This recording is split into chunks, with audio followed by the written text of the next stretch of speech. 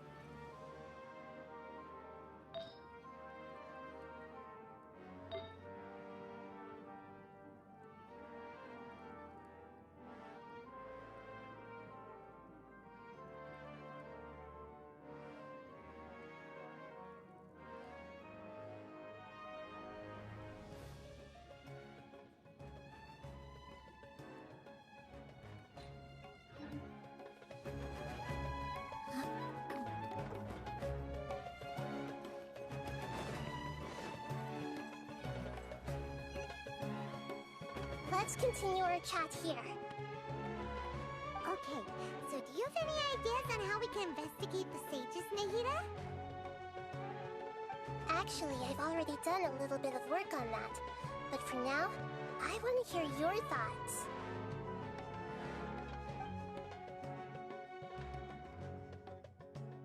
I've already tried that. But all the key members of the Academia, even the core 30 guards, intentionally avoid wearing their Akasha terminals. It seems that from the very beginning, they've been guarding against info leaks from the Akasha. Of course, it could also be because they're wary of me. Have you already caught the sage's attention? I'm guessing not yet, but distrusting me would make perfect sense if they've ever paid attention to the urban legends about me. In any case, I probably can't take over their minds directly. We're in the dark as of now. Since we still don't know anything about their goals, any rash move could tip them off and lead to terrible consequences. After all, every person in Sumeru City is one of their hostages.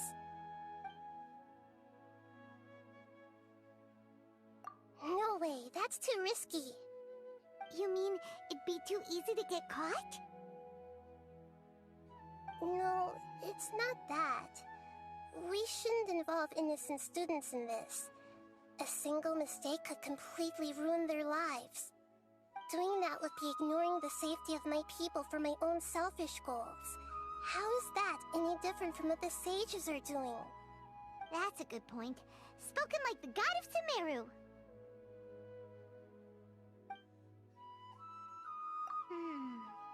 Are we really out of ideas?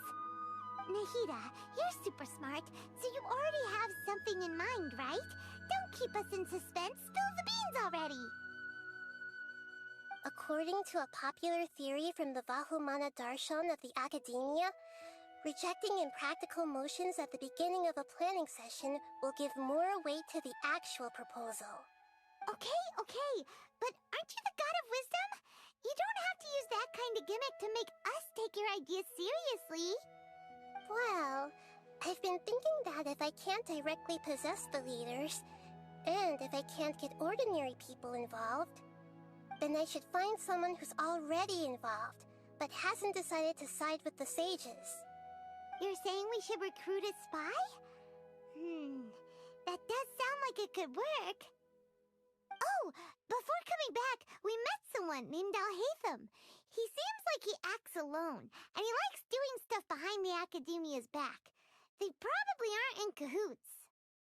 Actually, I already have someone in mind. Do you still remember that female scholar named Setaria? Setaria? Paimon remembers now. Isn't she the one who's always trailing behind the Grand Sage of the Academia? We ran into her basically every time the Sub-Zero's festival repeated itself. You could even say we're old enemies by now. Paimon still remembers the smug and mean way she always spoke to Nilu. I've always liked observing all kinds of people, and Setaria has always stood out from the crowd. She was born in the desert and was hailed as their greatest genius. Her academic gifts allowed her special admission into the academia, and also gave her the opportunity to serve as the sage's assistant. Oh, Paimon didn't know she was from the desert. She must be pretty special then. Paimon feels like most of the desert dwellers around the city are working as mercenaries. The name Sitaria means star. When she lived in the desert, she shone like the brightest star in the night sky. Later on, she was chosen by the sun. The star was given a place in the daytime sky to complement the sun's dazzling light. Soon after, the star witnessed the sun scorching the earth, which brought forth many disasters. The star began to waver. Instead of staying beside such a sun, wouldn't it be better to return and light up part of the night sky? But in the end, she couldn't give up the radiance of daytime. To cope with her shame, the star buried her guilt and closed her eyes. From the sound of it, Sitaria's just hung up on the research opportunities here. But she doesn't really support the academia. She still feels guilty about not doing more for the desert, right? She's just running away from her problems. Indeed. When they are presented with complex moral issues, many people will simply plug their ears and go with the flow until the problem can't be fixed anymore. She's suppressing a lot of guilt, but before she realized it, she had already become the sage's accomplice. She can't deny her part in their schemes anymore. Right. We must somehow make her face her problems again. That way, not only can we get useful intel from her, but she can also use it as an opportunity to redeem herself. From my past observations, Sitaria will take a day off from the academia every 10 days to do some shopping in the city. Tomorrow afternoon just happens to be a shopping day for her. That'll be our chance. To prepare, let's go check out some of her favorite spots, and have a quick chat with a few of the vendors there.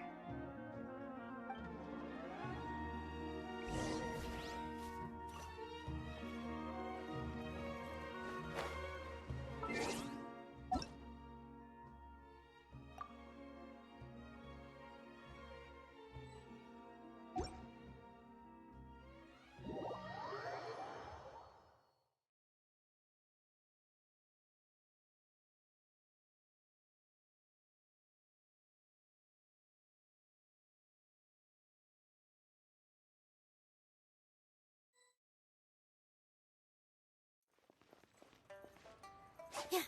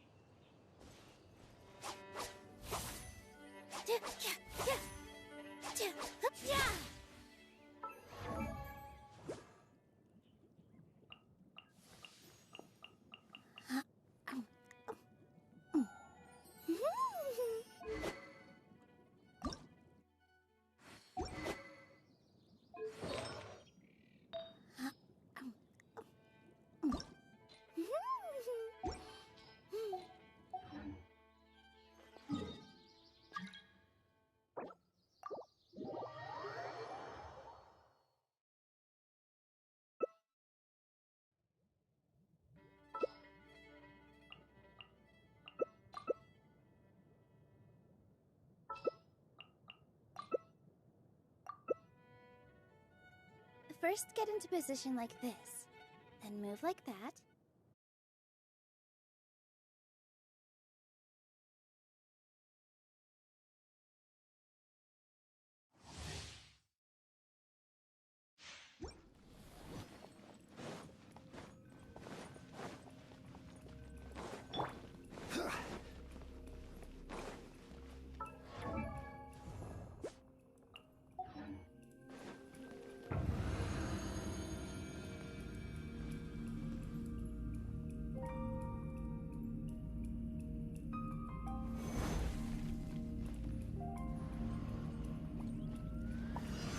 Stabilize.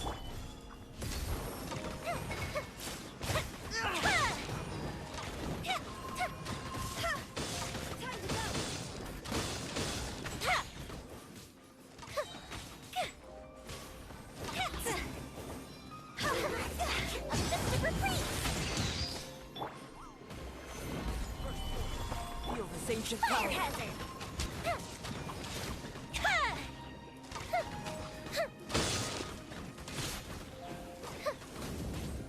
Order guide you. Gather.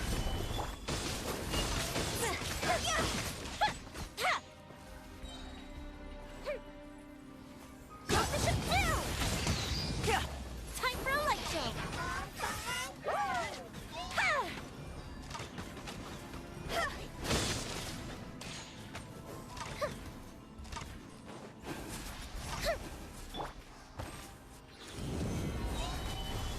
This is order. The fuse is lit!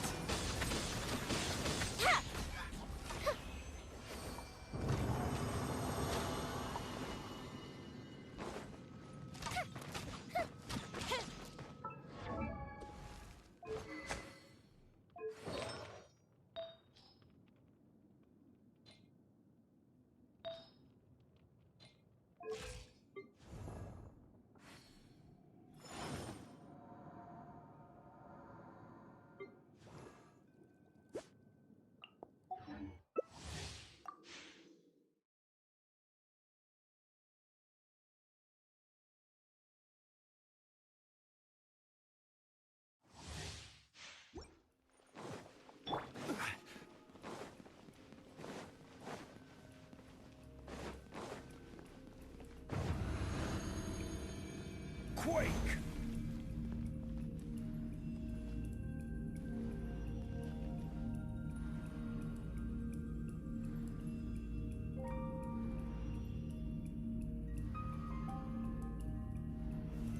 Solidify!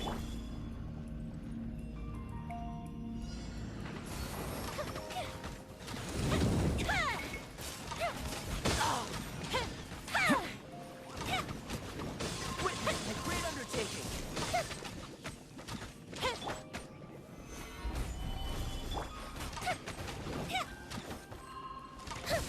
Fire hazard!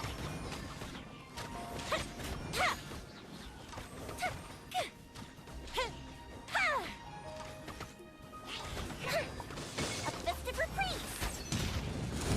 I will have order. Time for a light show! Burst forth. See? Cross over!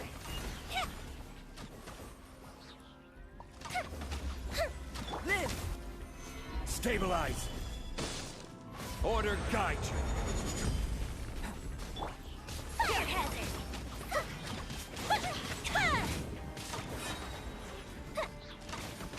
Burst forth. Close the ship down!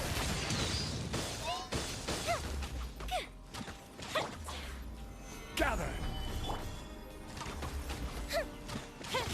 See? Fuse is lit!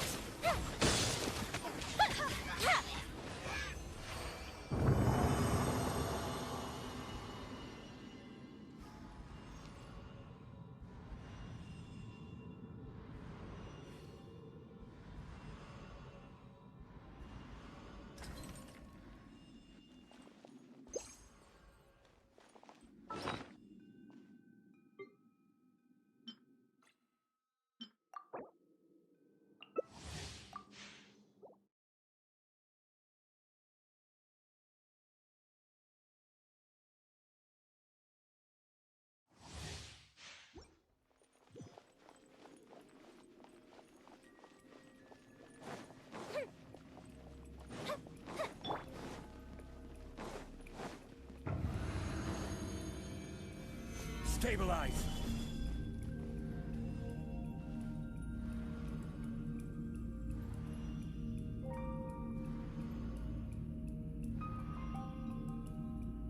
Rise. Solidify. This is order. Live. Time for a light Archon! Feel this ancient power.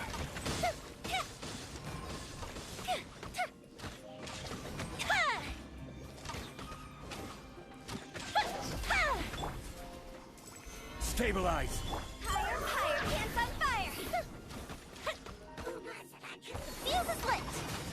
Coming to be.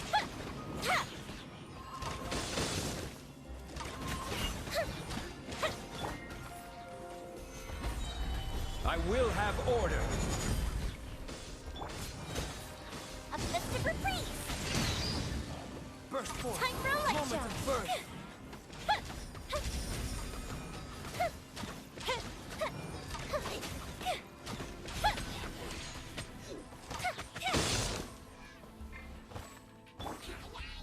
Solidify!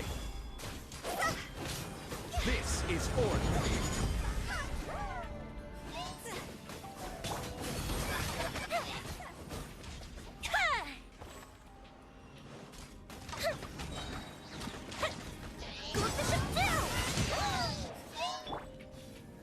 Gather!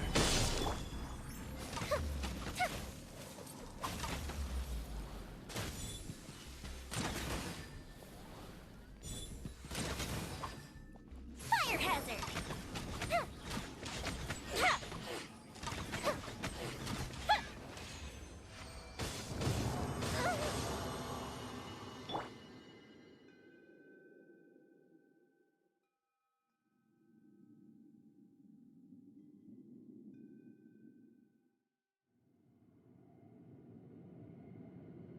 Osmanthus wine.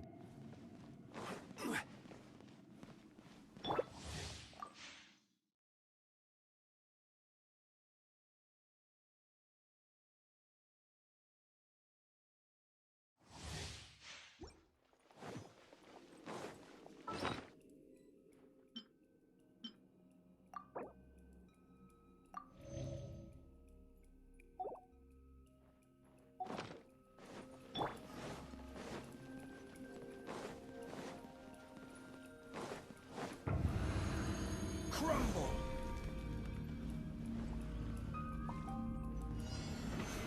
Live. Fuse is lit!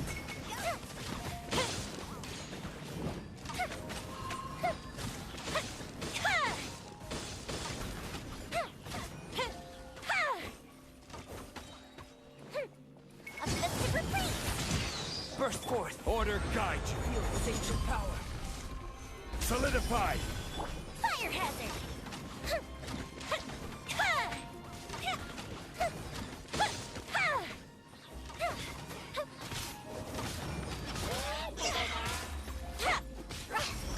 Gather! I will have order!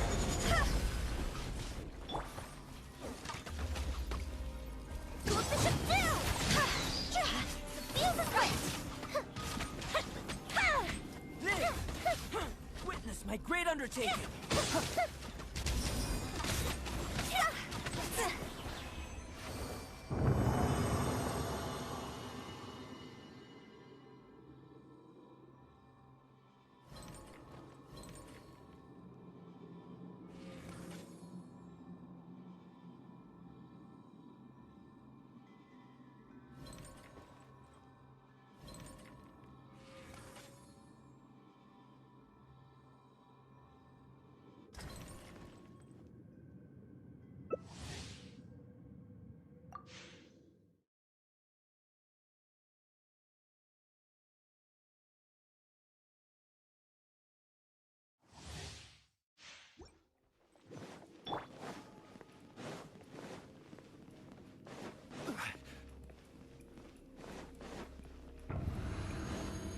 Rise!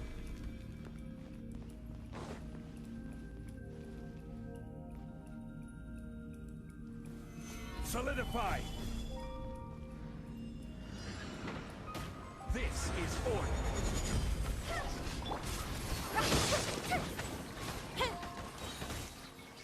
Higher, higher, pants on fire!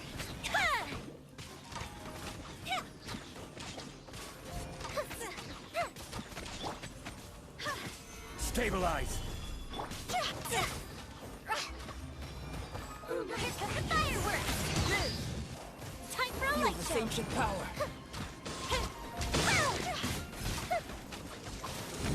Order guide you. Solidify.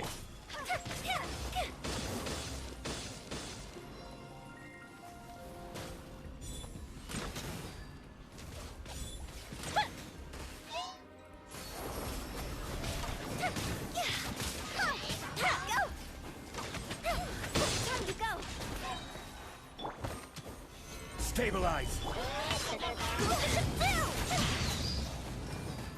Witness my great undertaking. Feel the split! Solidify.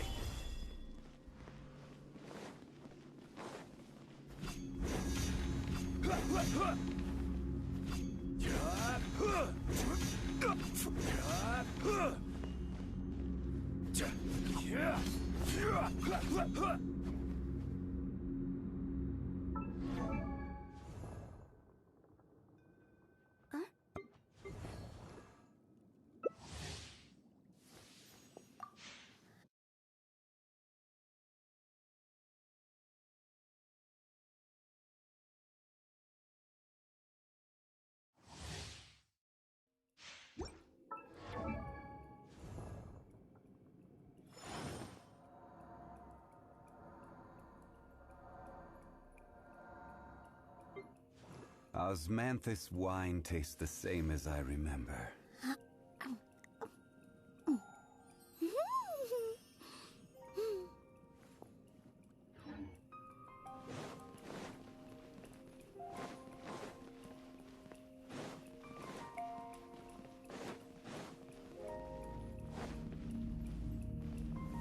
Gather. Silly churl, Billy churl, silly Billy, hilly churl.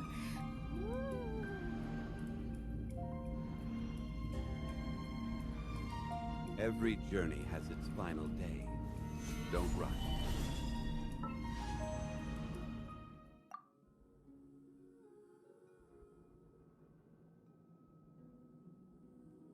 When the sun's out, bathe in sunlight. But when the moon's out, Stabilize. bathe in moonlight.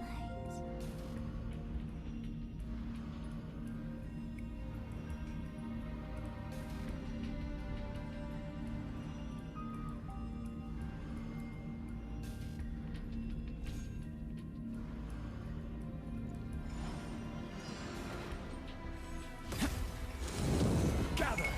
I will have order. Fire hazard!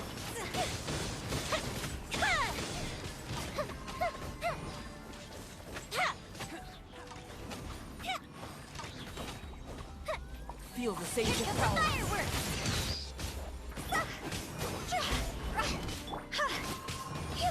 Feel the split! Cross over!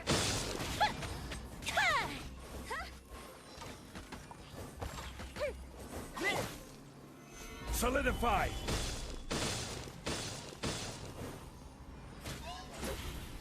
This is order. Fire hazard! School bishop down! Come into being.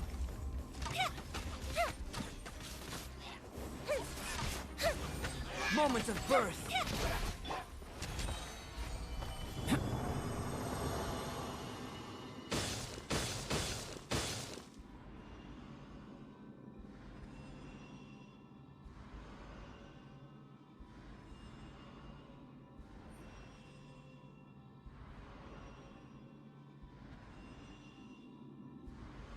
Boats are made for transferring commodities back and forth. And those that come across Liyue tend to stay a while. So it is where many things come to settle.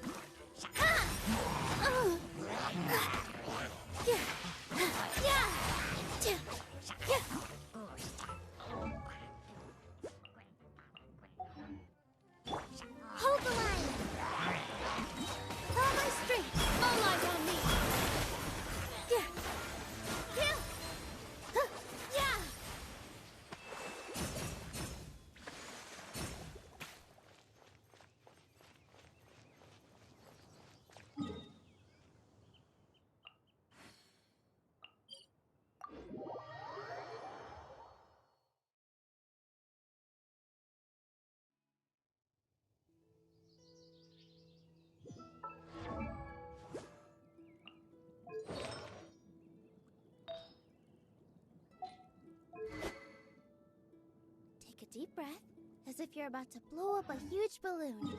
Exhale all your sleepiness into it, and then poof!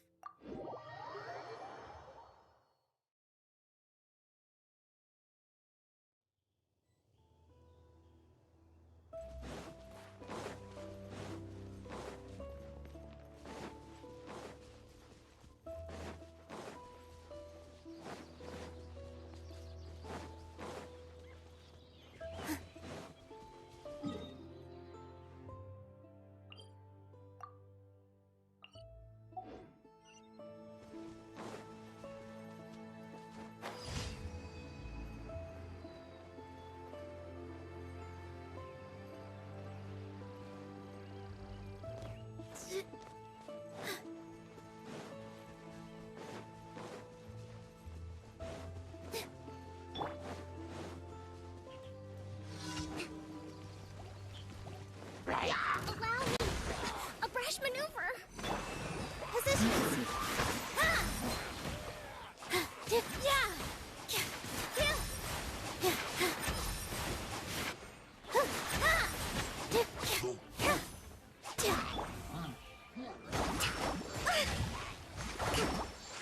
Rest and rebuild!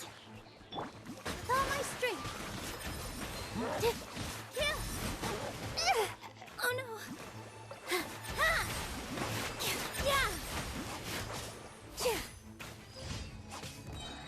This dance is for you! Positions!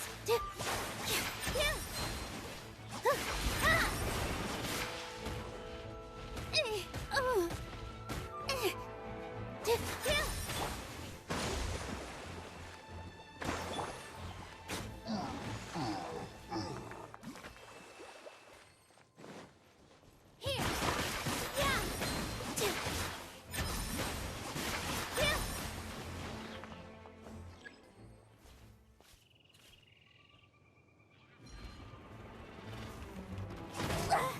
I gotta... Allow me! With all my strength!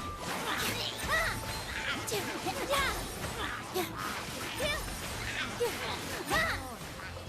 with the waves!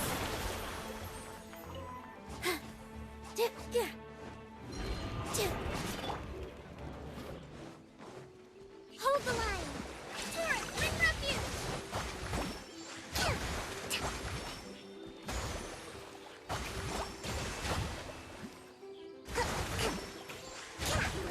Let's move out. Uphill battle! Positions!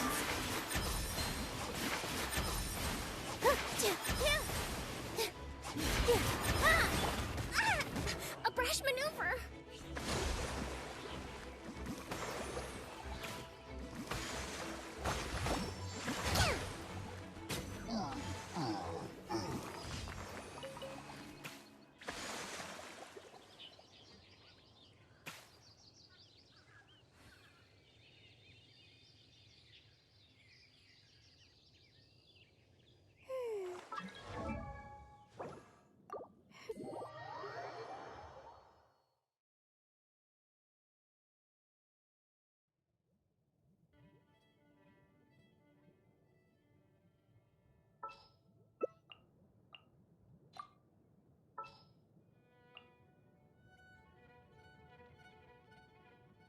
Yae Publishing House has released numerous works that lay out military strategy in a simple and pragmatic way. Those are my favorite.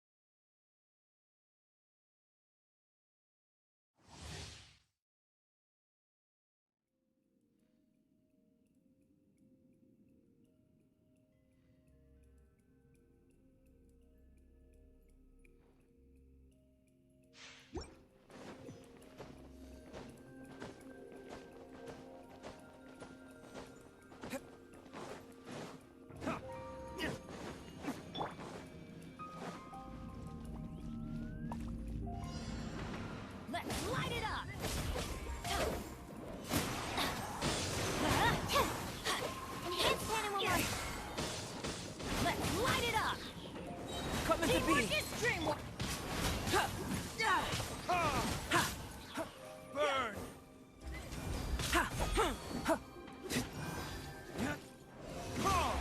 Witness my great undertaking! Burst forth!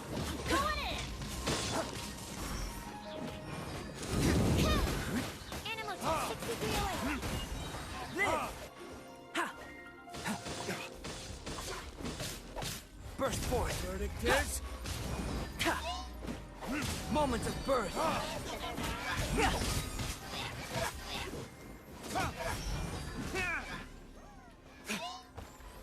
Live! Teamwork is strength.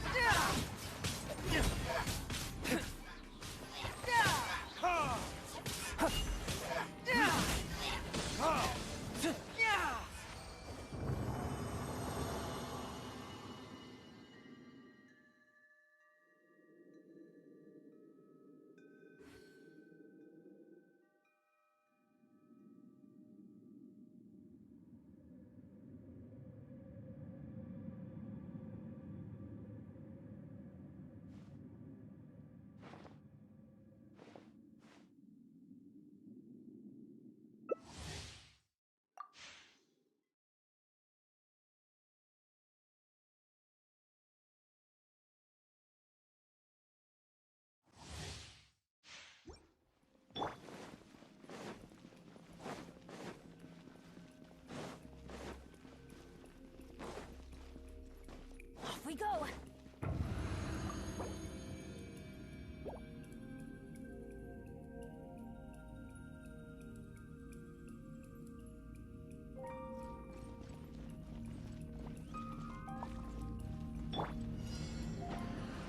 Swirl, Mark 2. Coming to be! Stand clear. Feel this ancient power! Burst forth! Coming to be! Everybody stand back. For retribution!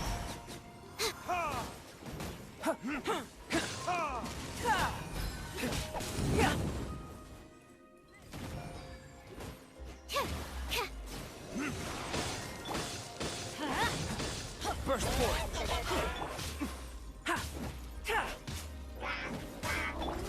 Light it up. Stand clear. Burst forth!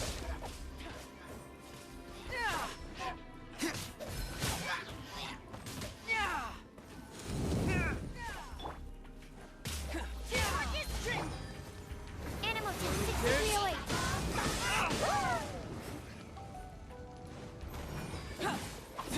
Moment of birth!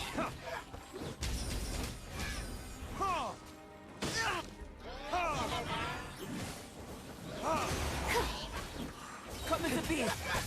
For retribution! Burst from my experiment failed. Need to make adjustments.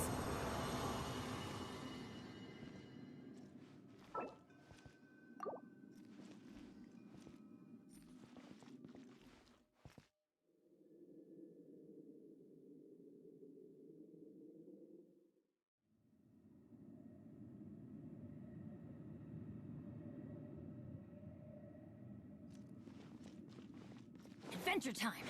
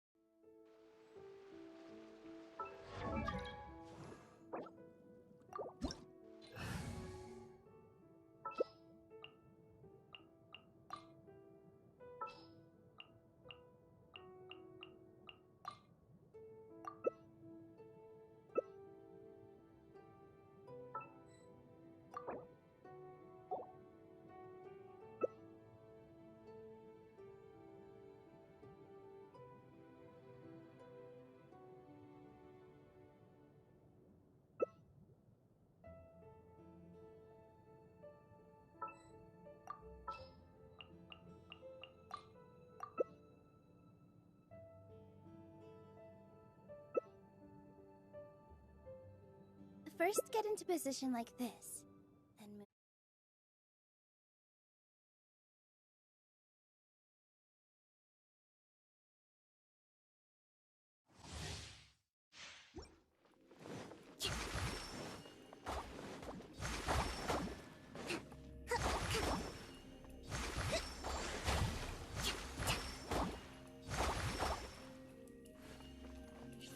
Rebuild!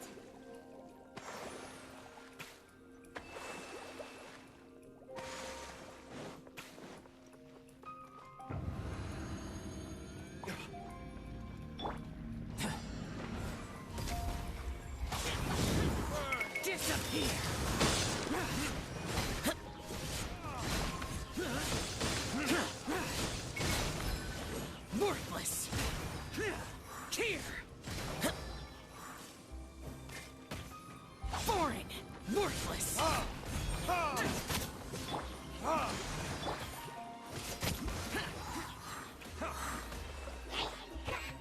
Billowing Come with the beam!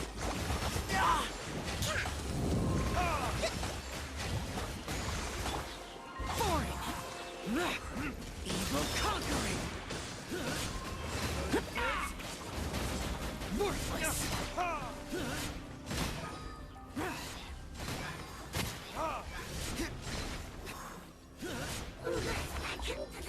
Worthless!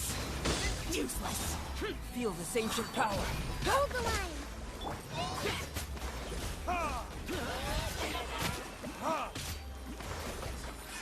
Useless!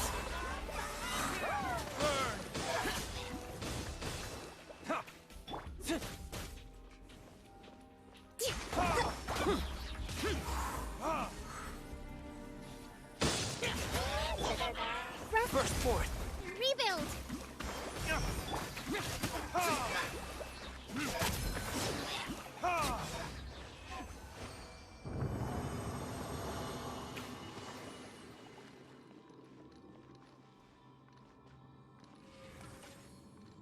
Here!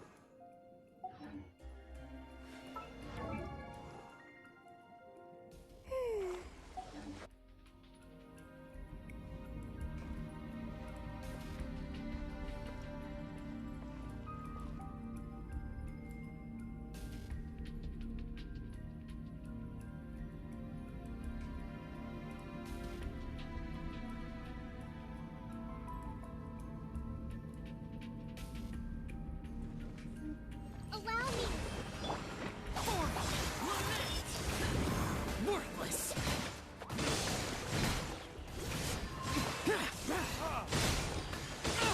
Get out of my way! Worthless! Here!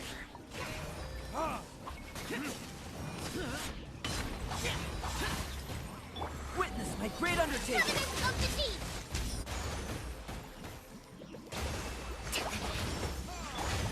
Disappear! Worthless! Worthless! Here!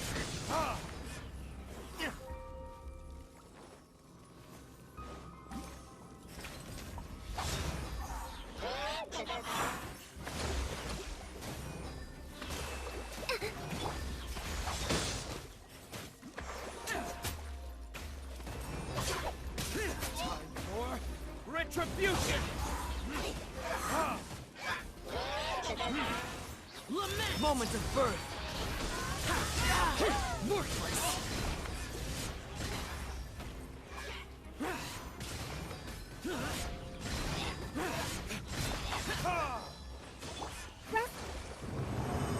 Rebuild!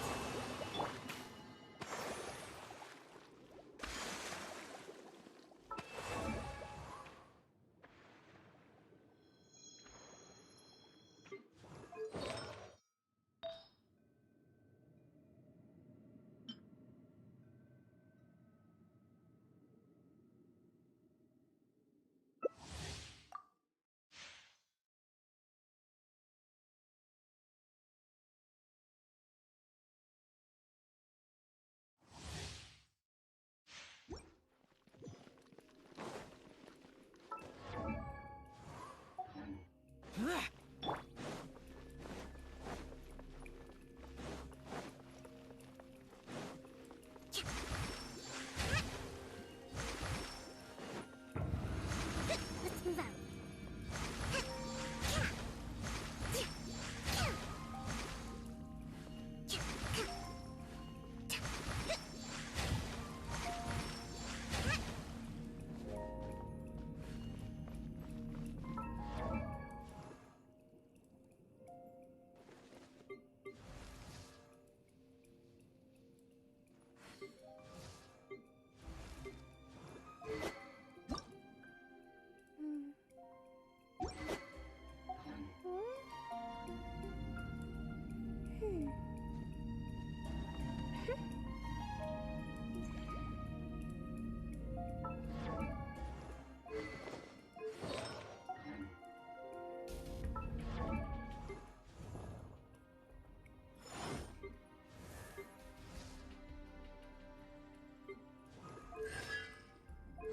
To survive hardship, you must prepare for hardship.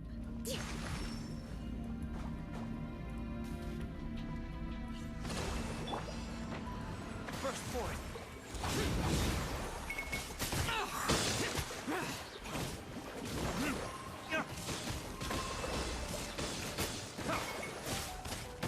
Boring!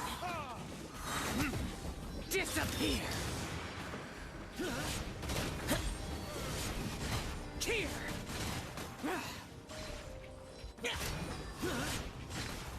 Here!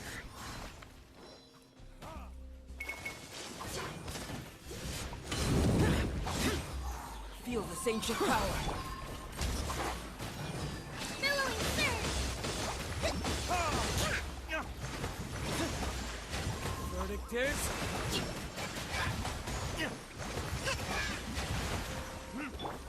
Useless!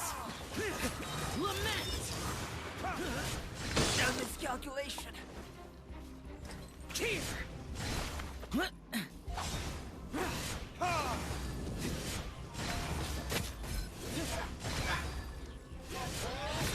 Here! Retribution! Allow me. Live!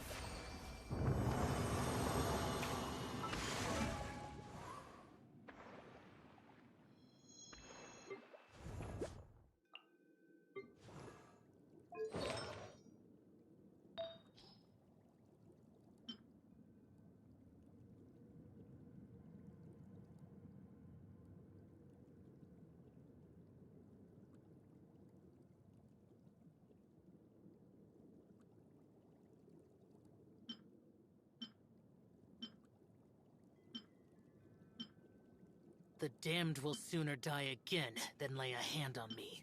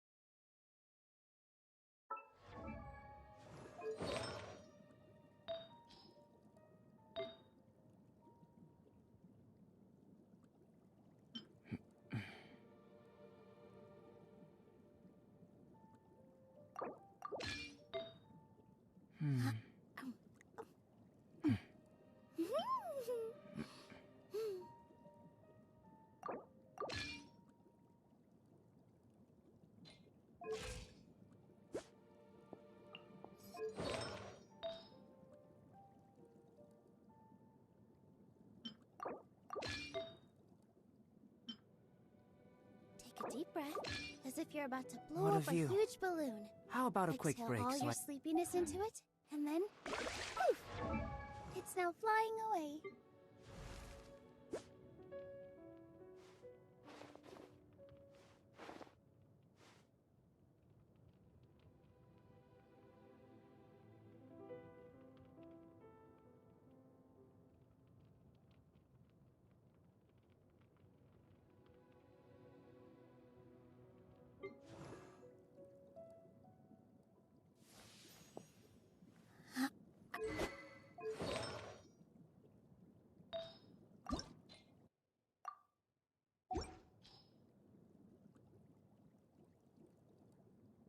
Relaxing days like this are nice. Let's take it easy.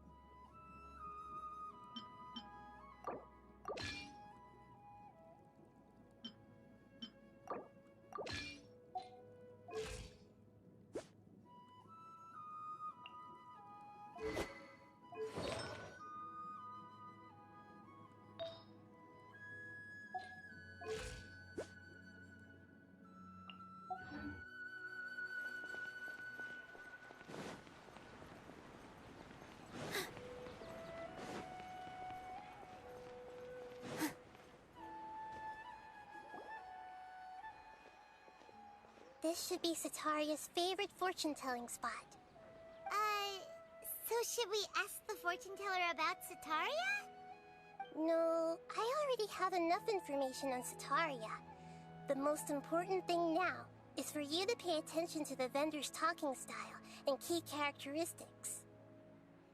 Talking style and... My poor lost lambs. Have you become troubled over your fates? The divine voice of wisdom often echoes between mine ears. If thou be blessed today by the gods, I may be able to show you the way. Huh? Really? Nahida, you've been whispering things to her? Shh! My friend here has some doubts regarding his future. Can we get a fortune reading for him? Of course, of course. In that case...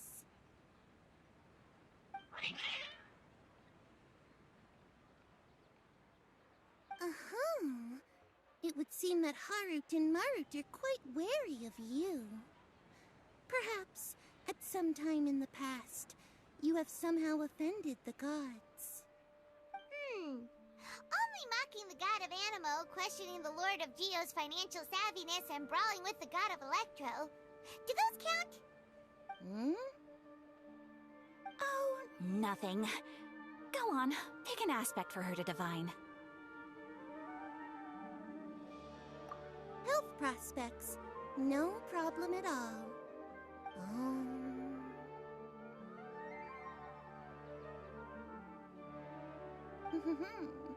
The gods have spoken. The truth shall be revealed. Your life shall continue on for many tens of thousands of years?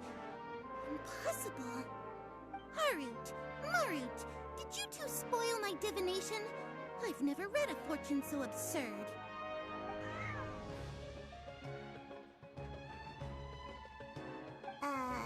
Actually, Paimon thinks this is probably the most accurate fortune-telling you've ever done. I admit that the orientation of today's celestial matrix is suboptimal. As such, there will be no charge. Is that so? Well, that can't be helped. If you were to bring some food offerings for Harut and Marut on your next visit, perhaps they could help you reverse the wheels of fate.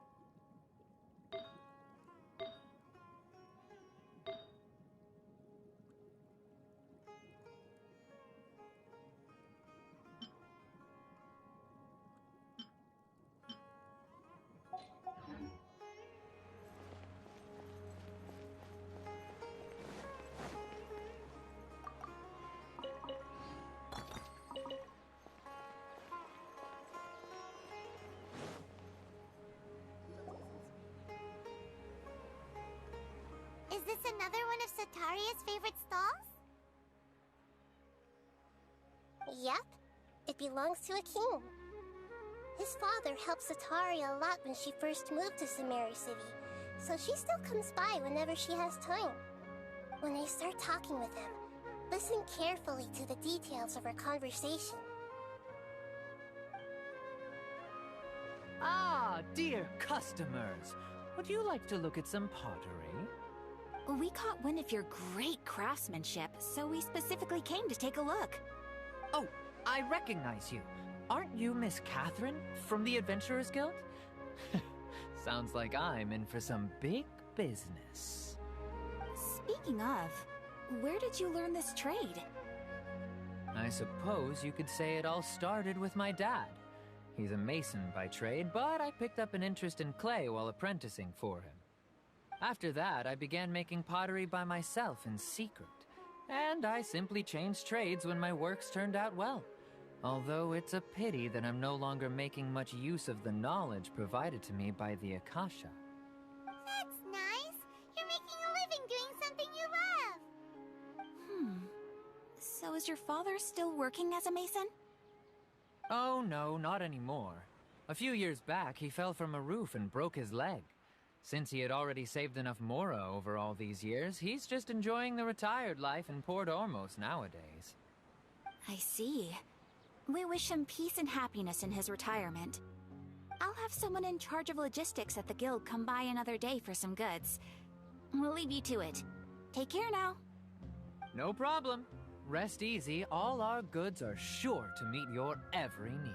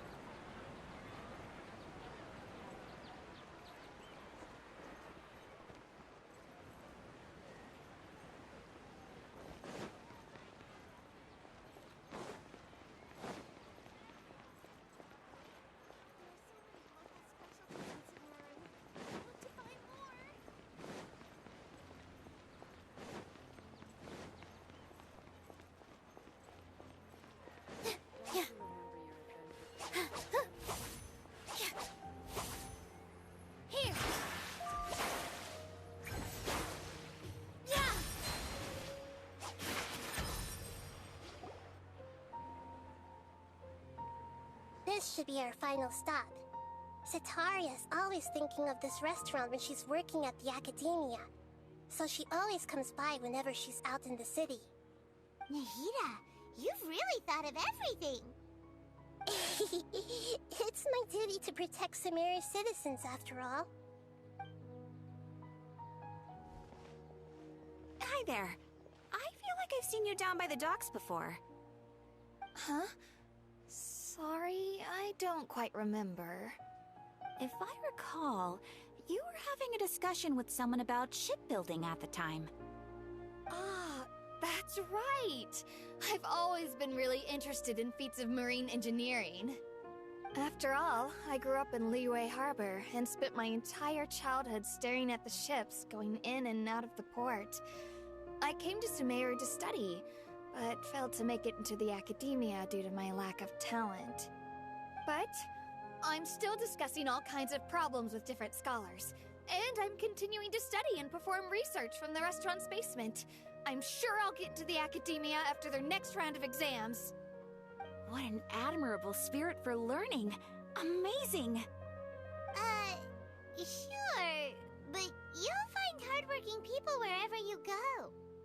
So this restaurant has a basement as well? Huh. First I've heard of it. That's right. It's not usually open to patrons. Most of the time, employees use it for breaks or to hold private events. I see. Guess that makes sense. Well, good luck with your studies, Miss Chishan. Thank you so much. As long as I can make it into the academia as an official student, I'll be happy.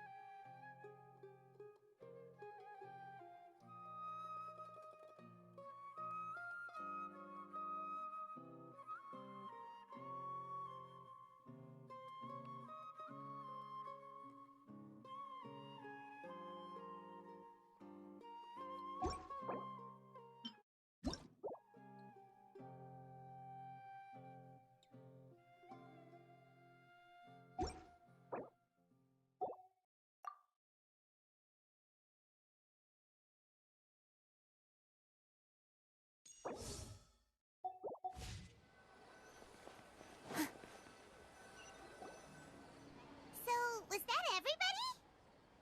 Mm-hmm. 3 familiar faces should be enough for Sataria. What's the point of all the information we've collected? Nahida, you still haven't told us how you're planning to make Sataria face her problems. Sataria is already used to avoiding her problems, so we must find a way to break through her usual sensibilities. I remember that you mentioned that the Eremites in Port Ormos are all making a fuss about the upcoming resurrection of the Scarlet King. Although it's all just a boatload of nonsense, the faith of her homeland may turn out to be Sataria's soft spot. Oh, Paimon gets it now! You want to take advantage of the guilt Sataria feels about her homeland. Although she knows she should return home to help the people of the desert, all she's done is conspire with the sages. So how do we set that up? Well, the Scarlet King is long gone, and Sataria is also too smart to fall for any simple tricks. If we simply engaged her under the guise of the Scarlet King's believers, she would definitely be wary of us, and we may not get anywhere. But if we were to borrow some of her close acquaintances to talk with her, her reaction would probably be very different. So, you mean you're going to possess those people we just talked to? Yep. Possess them through the Akasha. Imply that they've already converted to the faith of the Scarlet King, and then convey our made-up will of the Scarlet King. As long as everything goes smoothly, we'll get through to Sataria for sure. She'll never guess that we had anything to do with it. Ah, so that's how you're going to use all the info we collected on these people. It's so that you won't slip up and break form. Possessing them will only work if you can manage to pass off as them. Exactly. So, best of luck with impersonating them. Huh? Best of luck? But we don't know how to possess anyone. That's no problem at all. I'll just share all their senses with you once I've possessed them. As long as you're also wearing an Akasha terminal, the effect will basically be as if you've possessed them yourself. Huh. That is pretty convenient. But why does he have to do this? Can't you do it yourself? Although I've been observing humans for a while, I've never been good at imitating them. You're not wrong. It's always been painfully obvious whenever you try to pass as Catherine. If it was at all possible, I would have preferred to leave these people alone. But seeing how things are now, I probably should just accept it and push on. Yeah, don't beat yourself up over it. We're only doing this to help everyone, and we'll only be borrowing them for a little while anyway. Alright, then let's give it a go tomorrow afternoon.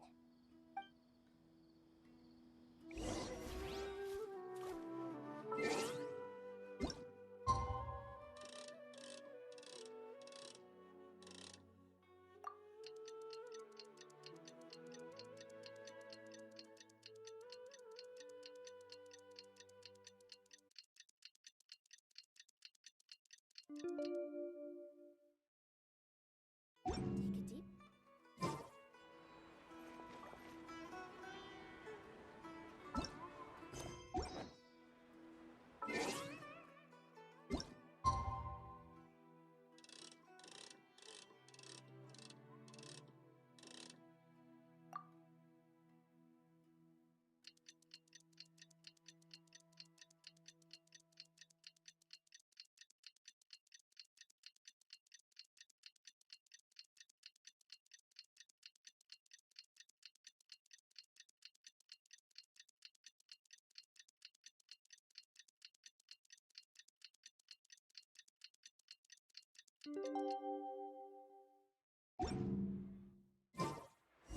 First, get into position like this.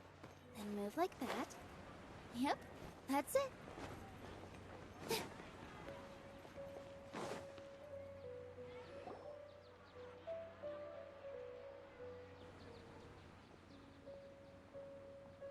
Oh, here she comes. Sataria's here. Let's quietly follow her. Once she starts talking to her acquaintances, we'll find a safe spot to begin possessing them. As for how we'll sway her to our side, I'll leave that to you. I trust you'll know what to say. Paimon's starting to feel kinda nervous. Okay, let's go. Looks like they've already started talking. Let's find a hiding spot and get started.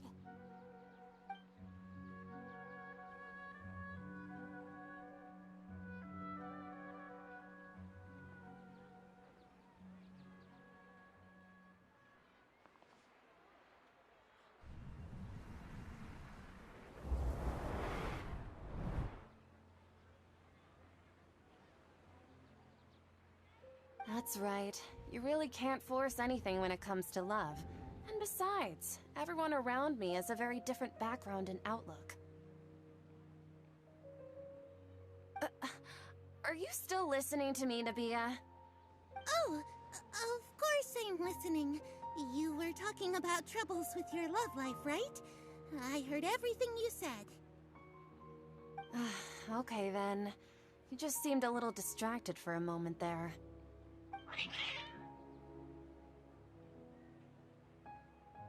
Strange. Your cats seem pretty worked up. Is something wrong? I always thought they were quiet, happy kitties. Oh, what are their names again? Ah, that's right.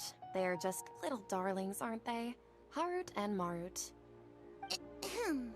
So, which fortune do you want me to read for you today? You must have come for another echo of the divine voice of wisdom. I'd like to get another reading on my love prospects, but to be perfectly honest with you, I feel like I've been a real mess recently. A mess? Well, could you do a reading on how long it'll take me to finish my current project at work? I really just want to get it over with. I hear you. No problem at all. The gods will reveal the truth.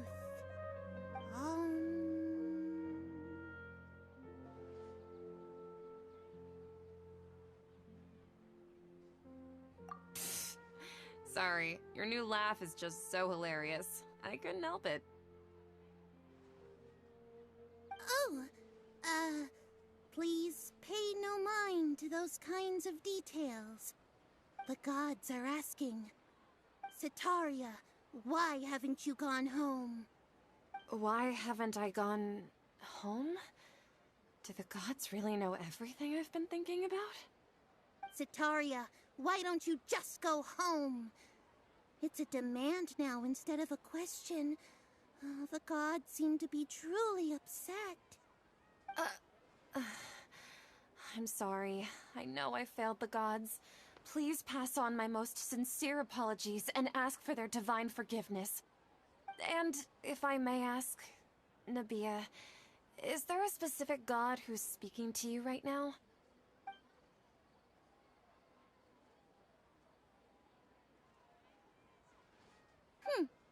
What an inconsiderate and naive question.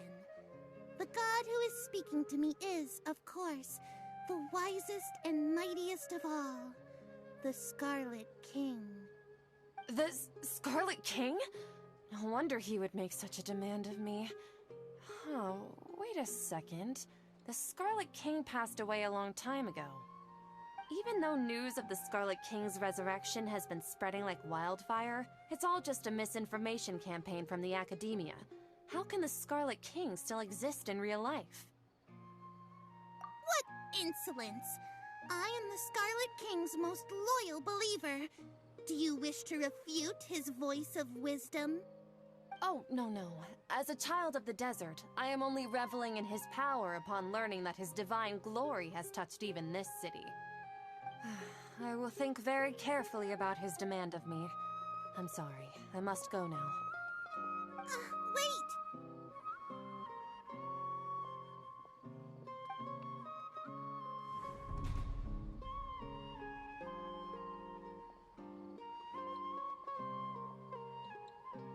Whoa! She just ran off in a hurry. She looked pretty upset, too. Well done. Setaria didn't seem to suspect anything amiss. To have something she's been trying desperately to avoid show up out of nowhere and berate her, that must have shaken her to the core. Aw, Nahida, it seems like you understand human emotions really well after all. All I know are some abstract Harvard-taught theories. In any case, my time with you has shown a lot of them to be utterly useless. I'm still trying to make sense of everything. Anyway, enough of that. Let's hurry and catch up to Setaria. She's out of games now, right on cue. Let's give her...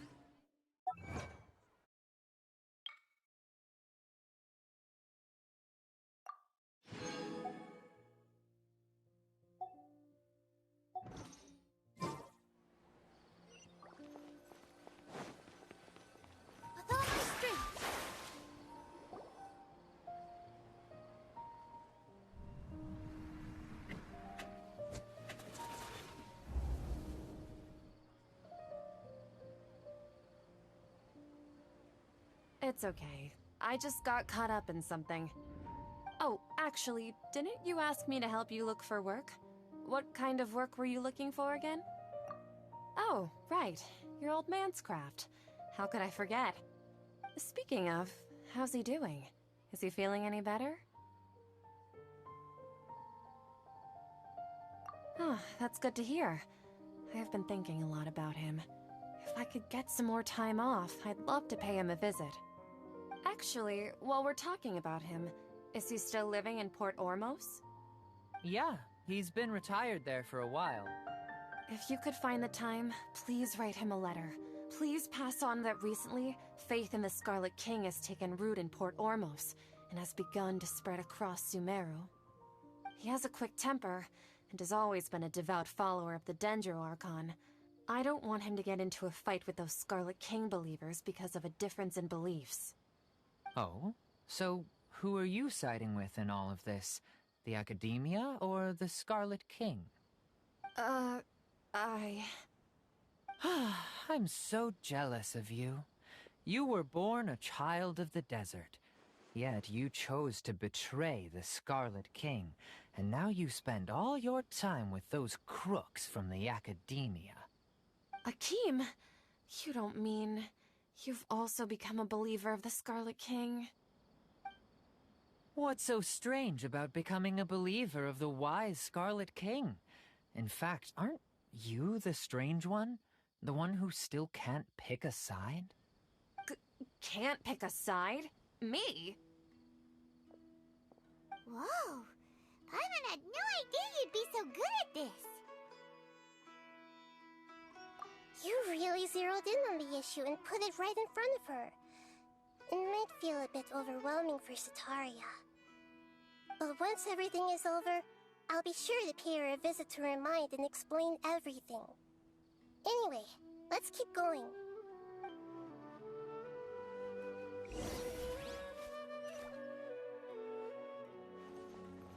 Come on! Setaria's already started talking with Shishan!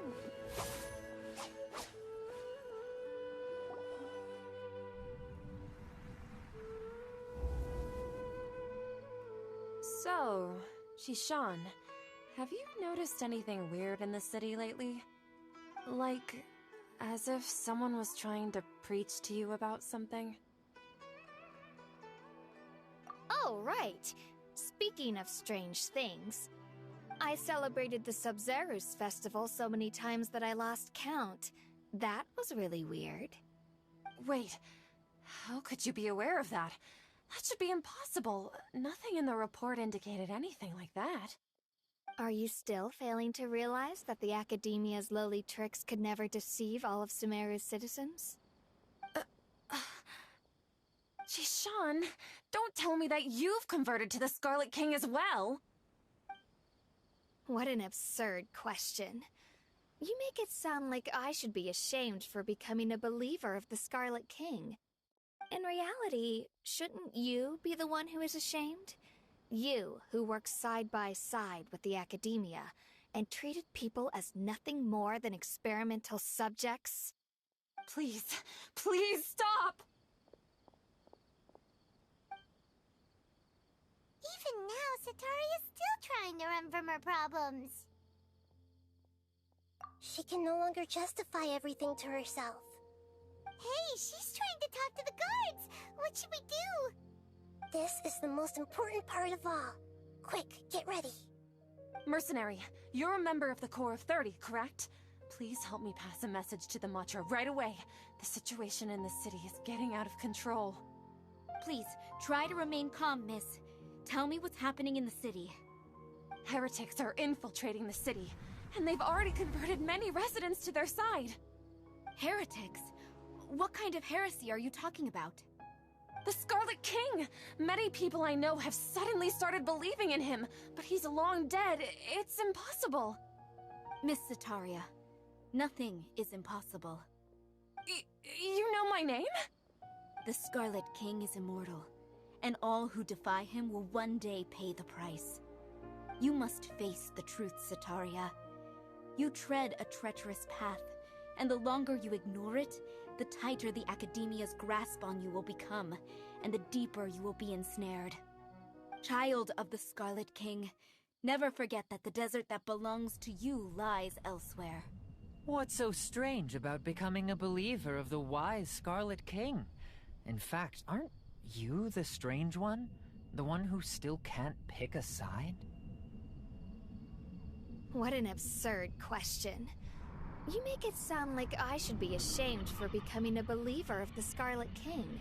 Sataria, why haven't you gone home?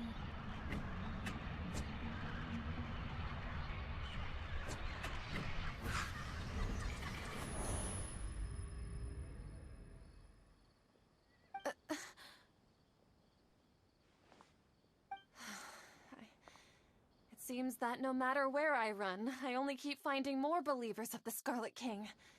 I have to say, this is a familiar feeling. I've also been running from my guilt this whole time. Guilt over my part in the Sage's plans, and from ignoring the letters from the children of my homeland. But no matter how much I may try to ignore or get rid of it, my guilt always comes back. You won't necessarily lose your research opportunities by facing the truth. Besides, did you really want to conduct your research while carrying such heavy feelings of guilt? How do you know me so well? Are you truly just a believer of the Scarlet King? Or are you the god himself? That's not important. The important thing is to pass judgment on the Academia and its sages, and to correct their mistakes. If you could provide some assistance in this matter, perhaps it could serve as a form of atonement. I've actually never believed in the gods, but I've always believed in serendipity. Your appearance must be a fated opportunity for me to get out of this wretched situation. Please tell me, what can I do for you? How much do you know about the Sage's current activities? I was just one of the designers for the massed dream harvest scheme, which is what happened around the Sub-Zero's festival. But I know very little about the full scope of the overall project. I'd assume that only staff with the highest clearance would have access to those confidential documents. I've just been working to meet the Grand Sage's specified requirements. However, there's something that's been really bothering me. I heard that a scholar who was previously expelled has returned to the city, and even the sages are still quite wary of him. To fight against the Academia, we will need to figure out the nature and the purpose of their work. Is there a way for us to get access to the confidential documents you mentioned? It should be possible if we're willing to take some risks. After all, I'm an assistant to the Grand Sage, and I've been working on many tasks outside of the project. One thing, though, I won't be able to transfer the documents to you through the Akasha once I get my hands on them. The sages have always closely monitored all activities within the Akasha. Let me see... let's use the most primitive method. Send someone to pick up the documents tomorrow evening at the Academia entrance. The Academia entrance? Wouldn't that be too conspicuous? Don't worry about that. I assure you, this won't be a trap. I'm only suggesting this location because it'll draw more scrutiny for me to leave the Academia again. It'll be safest for me to distract the guards long enough to hand you the documents. All right, I trust you. So, if I were to successfully complete this task, would it mean I've atoned for my wrongdoings? That'll depend on the judgment of the Dendro Archon. The Dendro Archon. That's right. Her people are the ones we have endangered. As the God of Wisdom, she's also the one responsible for judging and guiding the scholars. Maybe it's time for me to find a god to believe in. Just as Nahida predicted, we've managed to bring Sataria to our side! The Traveler's execution was ingenious. He's the one who deserves all the praise. Well, now that we've made plans to meet again tomorrow evening, all we can do is pray for Sataria's mission to go off without a hitch. Pray? But if we're going to pray to the gods, aren't we just praying to you? God of Wisdom and Guardian of the Scholars? No. The truth is the true Guardian of Scholars. I've always believed that. Anyway, Let's meet again tomorrow evening at the Adventurers Guild.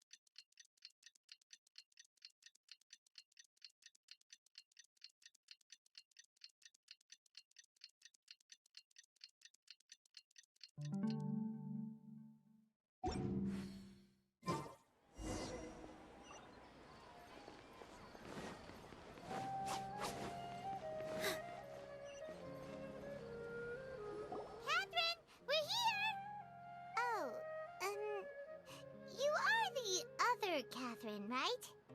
That's right. I suppose I'm the other Catherine in your mind. Shh! We're on a secret mission tonight, so we need to protect Catherine's identity. Yep, Paimon's right. We cannot fully rule out the chance that the meetup tonight is just a trap. If something were to happen, my existence may be the only trump card we'll be able to play. After all, the Academia should still be unable to confirm the existence of my consciousness in the outside world. Yep, exactly, just what Paimon was thinking. Anyway, enough about that. Let's just make sure to be on our guard. Off? What do you feel is off? It's the middle of the night. Of course it's quiet. You're not getting paranoid, are you? No, I think he's right. It really is a lot quieter than usual. If you look around, there seems to be fewer people on the streets. I'm not sure if this is the case for the entire city, though. Huh. Maybe it's just a coincidence. Maybe Setaria figured out a way to not only distract the guards, but also to get everyone to go to sleep early, just so we can exchange the documents in peace. I also can't quite figure out why things feel a little off. But now that we're here, let's go ahead and meet her as we planned. Well, regardless, as long as you're here with us, Paimon feels a little safer.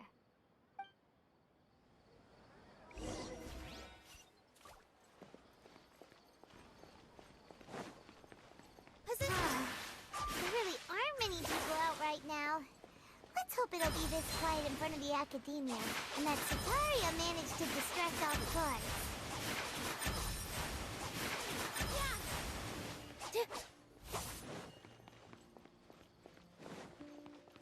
With all my strength.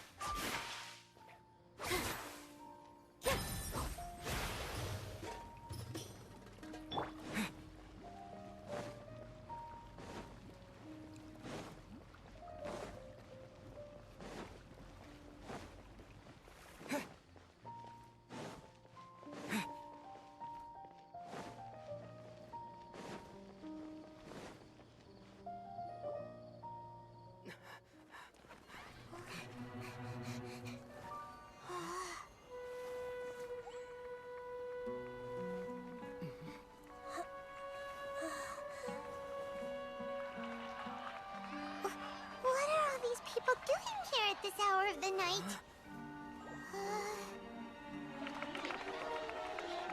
Ah, the triumphant hero returns at last. And to a rather spectacular welcome. even if I do say so myself. You're the outcast, expelled from the Academia. Indeed I am. Although these days they tend to call me the Doctor.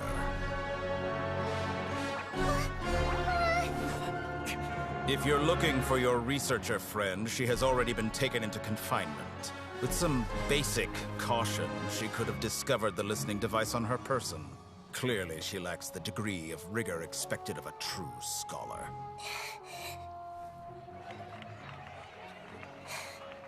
The people of Sumeru City. What have you done to them? I simply made some minor adjustments to their Akasha terminals. Now they can deposit information directly into the subconscious. As you can see, all these lovely people now believe this traveler is a hero who has just saved the world. My experiment is a success. And now it seems they can no longer hold back their sheer adoration. Oh no! What should we do? These are all just regular people! Leave now. You need to get out of here. What? That guy's a Fatui Harbinger! We can't just leave you here! Nor can I abandon the people of Sumeru!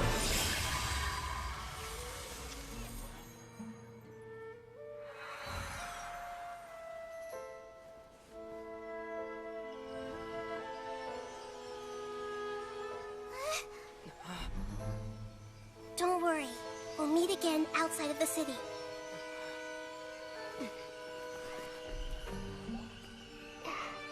I see. You appear to have overridden their mental faculties with your own consciousness.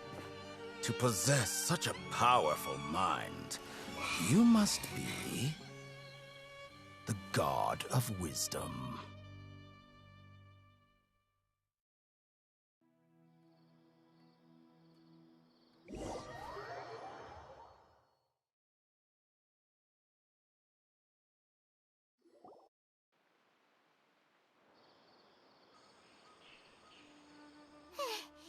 This should be far enough. Paimon needs to catch her breath first. Is Nahida going to be okay? We only made it out because of her. Paimon wasn't counting on running into a new Harbinger here, let alone such a high-ranking one. That guy was number 2. So scary. He called himself the Doctor. Remember, Tainari told us about him. Sataria did say that someone who once got expelled from the Academia came back recently. And that even the sages are wary of him. Yep, sounds like she must have been talking about the Doctor. Yeah, now that the Doctor's in the picture, we're no longer just dealing with the Academia. They're in cahoots with the Fatui. But what are the Fatui after this time? Another Gnosis? Yeah, things would be a lot easier with Nahida's help. Nahida said we'll meet again outside of the city. But we can't just keep waiting around, right? You mean... Oh, right! Wasn't he invited by the sages to work on some project when we were staying with him in the Vidia Forest? That has to be the same project! Even though he turned it down at the time, he might still know something. There's no time to lose. Let's go to Gandharvaville.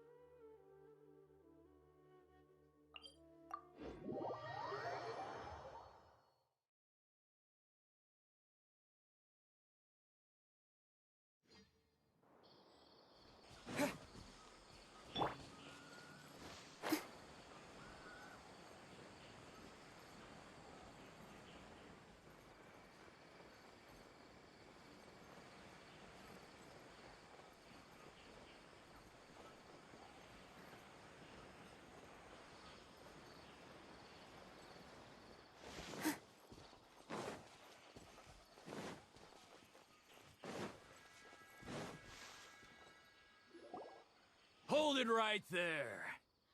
A blonde-haired traveler and a floating fairy. We've got you all right. Take a look around. You've fallen right into our trap. Are you mercenaries from the Corps of 30? Did you come here to arrest us? Corps of 30? We're nothing like those government lapdogs who don't even get scraps for their work. We are an elite brigade that commands the highest commission rate in all of Sumeru. We're here on the orders of a client known only as the Outcast. The Outcast? An outcast from the Academia? But why wouldn't the doctor just send the Fatui after us?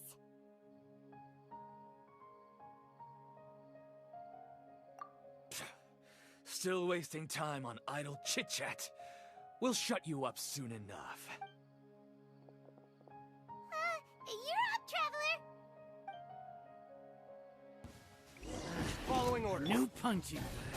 Germinate! Go! Crisis on the side! Positions!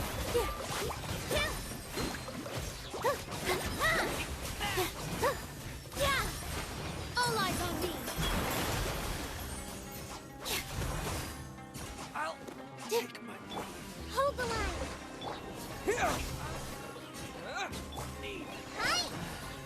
Go! Just like we rehearsed! Spring forth! Scatter! Here!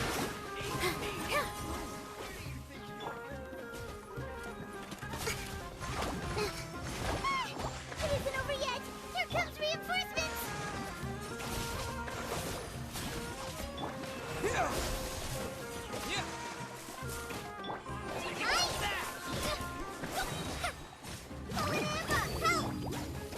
Germinate!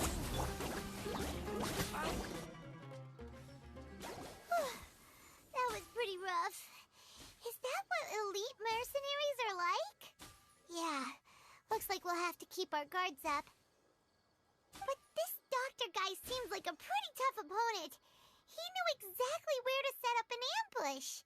Did he predict that we would try to find Kainari? Going up against smart people is tough.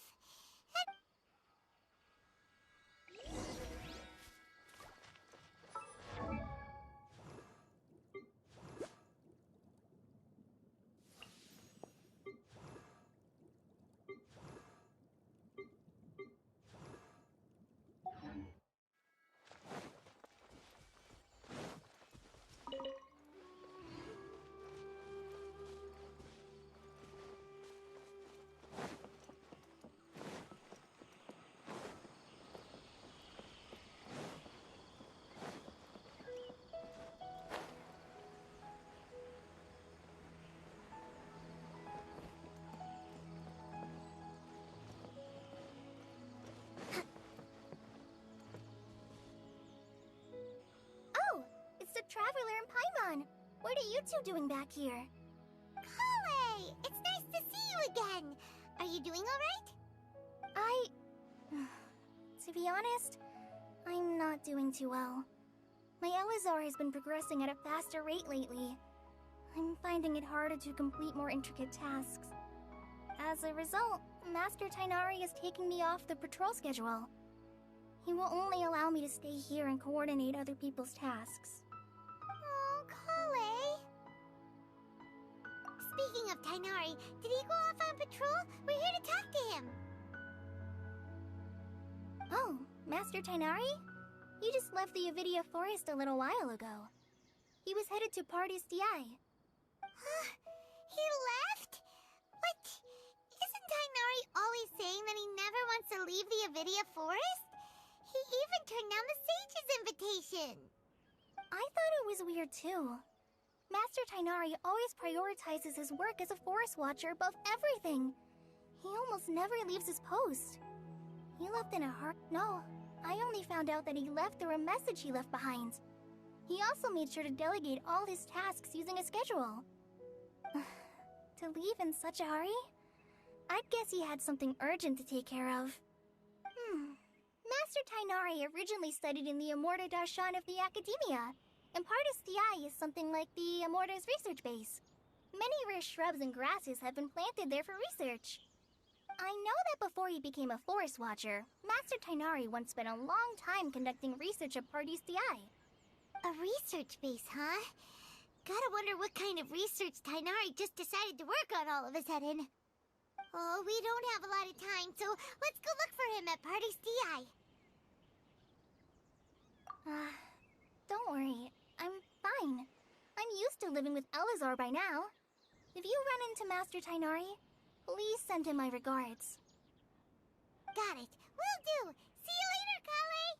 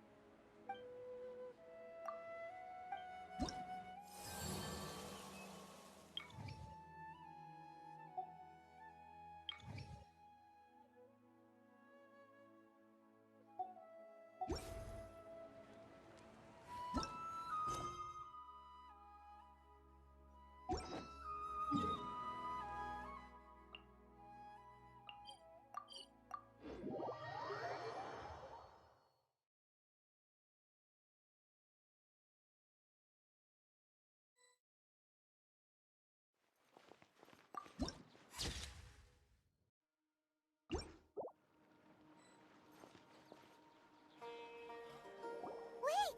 Look who it is! Thank goodness you're okay. We were so worried about you. Hey! This was supposed to be a touching reunion, but you're ruining the moment! Actually, it's very smart of the Traveler to be wary of me right now. After all, the Doctor has shown that his technology can apparently even control human minds. Plus, it's not like you could have known what happened after we split up and I was facing the Doctor by myself. Even a pool of stagnant water after a torrential storm can occasionally pass as a patch of sky. Paimon feels like only the real Nahida could come up with such an obscure analogy. Huh? But I wasn't trying to win your trust or anything. All I wanted was to clarify my point. Well, we understand that point now. Please, Nahida, tell us more about what happened. Are those poor people all right? When you left, I was still in the middle of restoring everyone's minds. Thankfully, when the Doctor mentioned depositing information into the subconscious, he didn't mean engraving information into their minds. Instead, he did something closer to creating hallucinations. That was still within my power to fix. Luckily, I managed to finish my restorations and mind jump away from him just as he was about to capture me. Whew. What a relief. The Doctor sure pulled out some hidden cards, but good thing we had Nahida with us. I wouldn't be relieved just yet. I gave away my true identity when I restored everyone's minds, which means we've lost another one of our trump cards. Also, the Doctor is already an expert at modifying Akasha terminals. Maybe it's only a matter of time until he captures my consciousness inside the Akasha. Would that mean you'd no longer be able to jump between minds? Then, how do we stop him? He's still at the Academia, so it's possible he already started messing with the Akasha. Ugh, it feels like he's toying with us. What a nasty piece of work.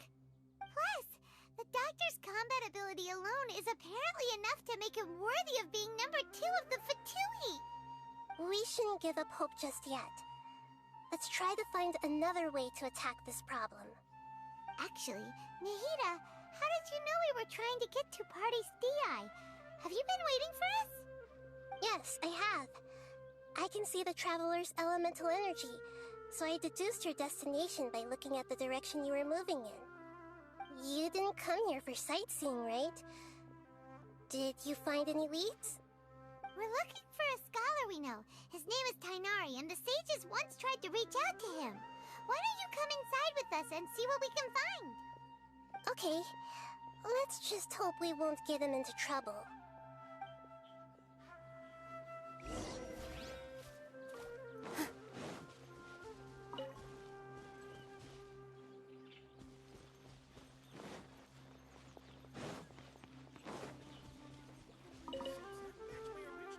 Have you considered the possibility that there's something wrong?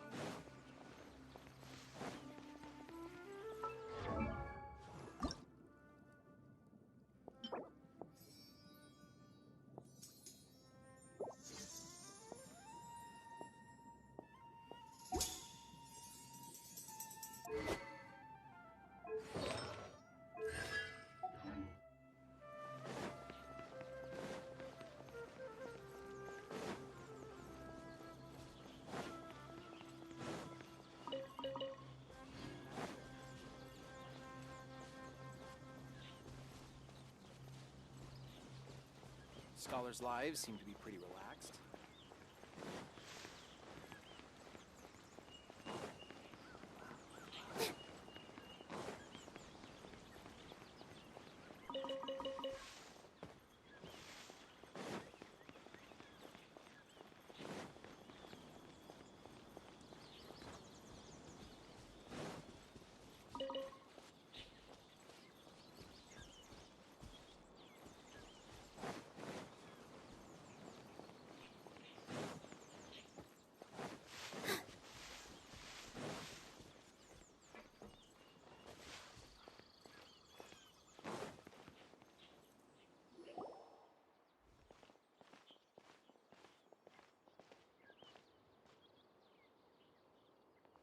Traveler? Ah! The voice! It's Hypatia! Ah, what a pleasant surprise! It's so nice to see the two of you again. Who's this? She's a scholar we met in the Avidia Forest. When we last saw each other, she was still training in the... what's it called? Satyavada life? Oh, I see. That's right, we're old friends. You've come at just the right time. Ever since I've come here, hardly anyone has even talked to me. Hypatia, you're way too excited about this. Actually, for you to leave the Avidia Forest means... you're not in training anymore? Wait, no. Did you already finish your training and reach Paripoorna life? What do you think? My consciousness has already managed to make contact with the divine. You did it! Congratulations! It's so exhilarating to share this sublime joy with others at long last!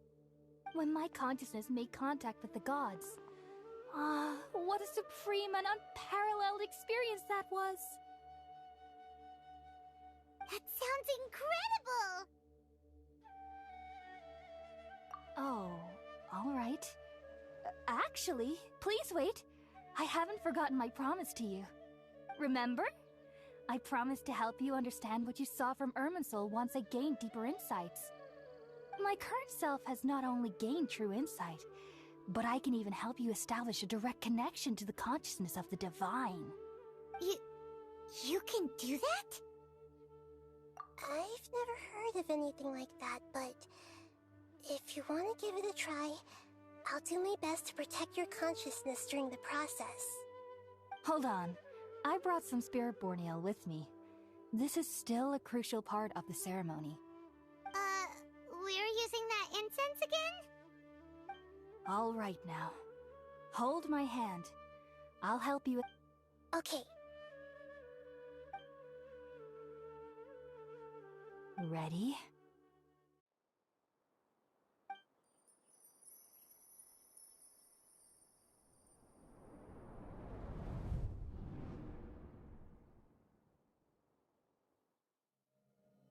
It took 3 betrayals for me to finally understand. The world is just an elaborate tapestry of lies. My fury will never be quelled. The first to betray me was a god. My creator. My mother. Valuing strength above all, she saw no worth in me and I was discarded. The second was a human. My family. My friend. Consumed by fear, he saw me as an abomination. The third was one exactly like me. A hope for the future. A fledgling barely out of the nest. Powerless before his mortality, he broke his promise to me. Humans, they can't be trusted. And the gods fill me with pure loathing. So I said good riddance. I denounced the world and laugh in its face. My chest will never again be defiled by worldly filth. I will scrub away every last trace of human emotion. Then it will be empty, a blank slate, and ready to receive a supreme gnosis, brimming with pure divinity.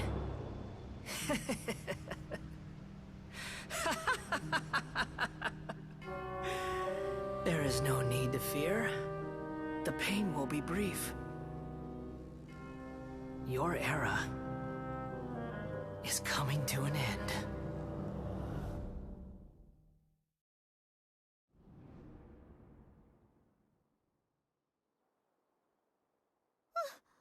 What was that?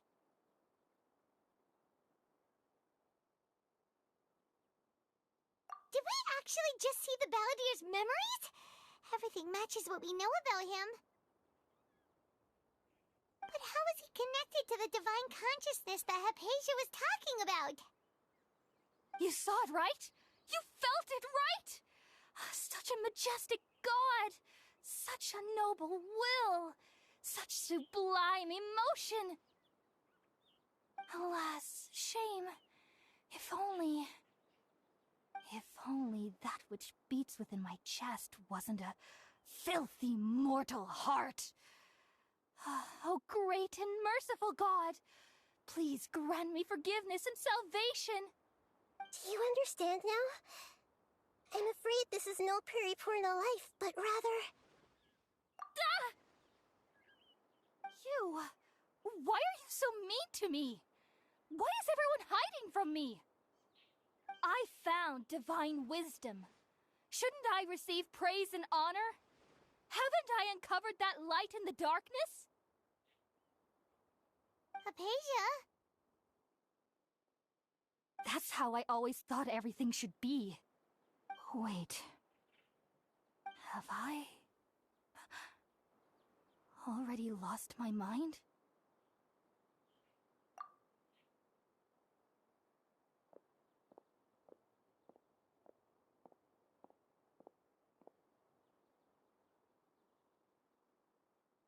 Wait, something isn't right.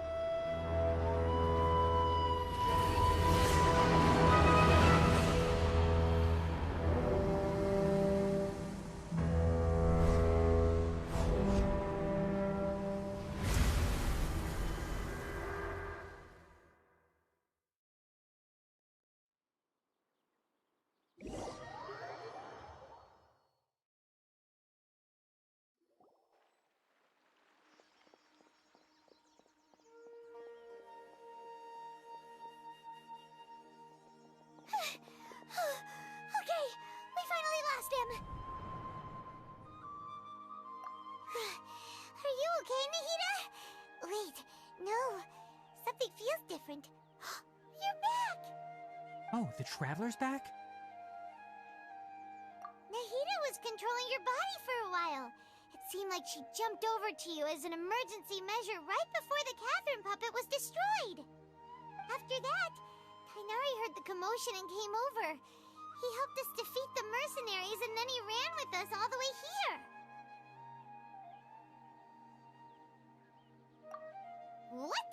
You swapped places? You mean your consciousness also went into Nahida's body?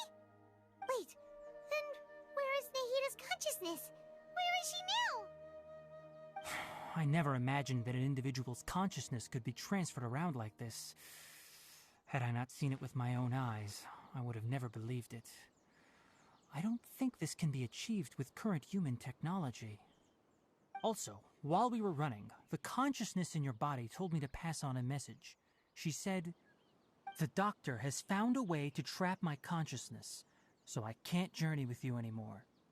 But even in a moonless night, a shower of starlight can still drown out illusions and lies." Oh no! Nahida's trapped in the sanctuary of Surasthana for good this time. Was that message all she left for us? It's pretty vague.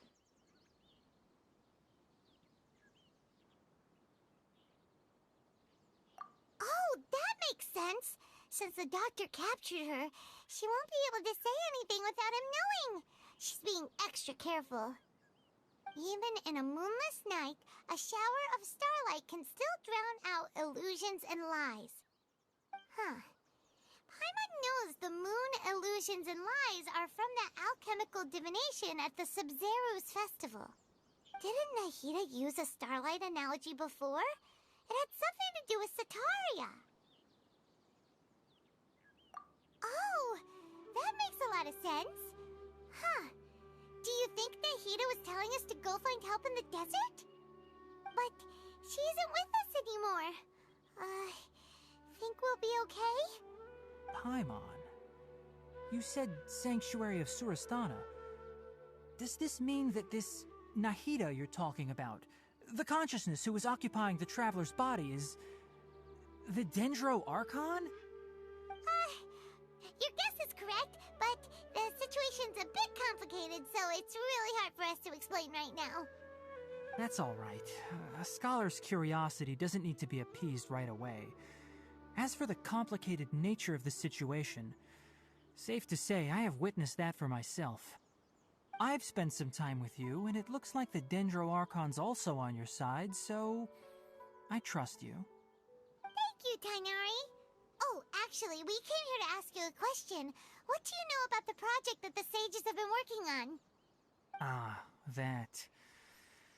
While I was indeed invited to join that project, the sages were always secretive about its scope and goals, so I eventually declined. All I know is that that project has something to do with the restoration of Irminsul. Huh? Did you see something when you were in Nahida's body? What? Do you have any evidence?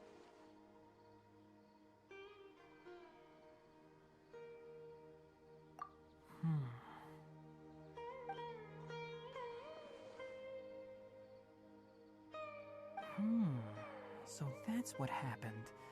That explains why Hypatia's symptoms were different from those of the other scholars who went mad. It's because she made contact with the consciousness of a new god who is still in the process of being born. Tainari, did you leave the Avidia Forest because of Hypatia? I did. I noticed Hypatia's mental anomalies, but since her symptoms were rather atypical, I secretly took her to Pardes Dii and began searching for a way to return her to her normal self.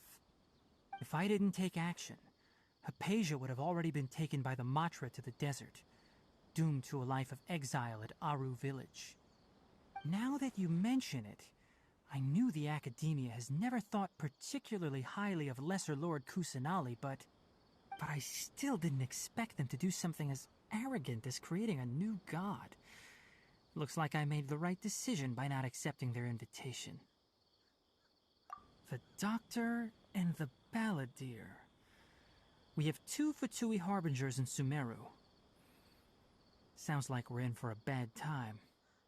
From your description, I don't think they've completed their project. There may still be room for us to intervene. But then, what is the connection between creating a new god and restoring Irminsul? Yeah, it feels like we're still nowhere close to figuring out the sage's goals. Right, we've pretty much gone over everything we need to know, so we should head out. How about you, Tighnari? What are you going to do? I'll stay here for now. I still want to try a few more things to help Hypatia. If you're planning to go into the desert, start by heading for Caravan Rabat. That'll be your fastest route. Come find me here if there's anything else I can do to help. May the spirit of wisdom go with you. Thanks, Tighnari. Hopefully Hypatia will feel better soon. We're off then.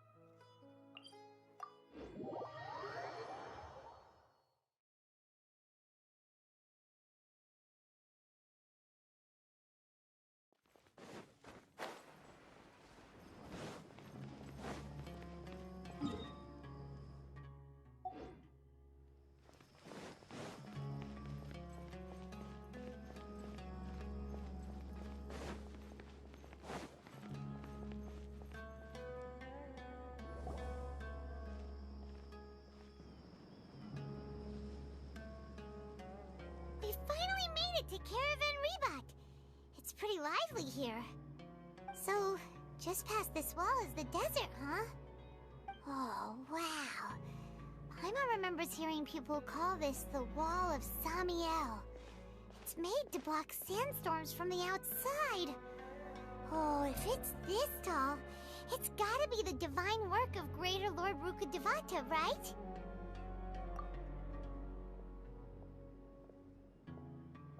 Enough gawking. Come on, follow me. Huh? Over here.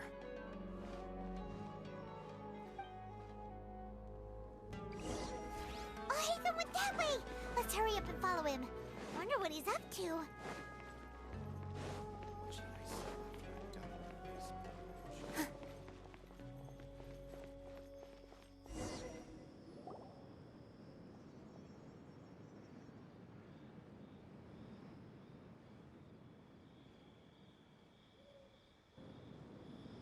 What the... Where did he go? How did we lose him? They were just here a second ago. More Eremite mercenaries?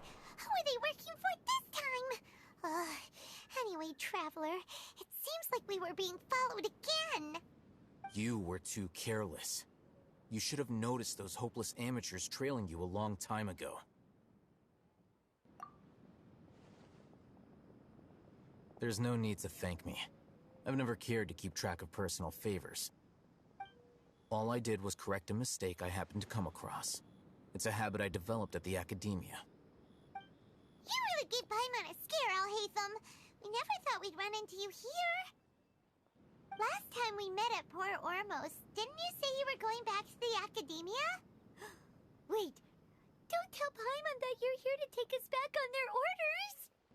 Oh, so you've already landed yourselves on the Academia's hit list. I can't say that I didn't expect it. However, had I wished to turn you over to the Academia, don't you think you'd already be the Eremites' honored guests by now? Oh, right. You do have a point. I have no interest in running errands for that project.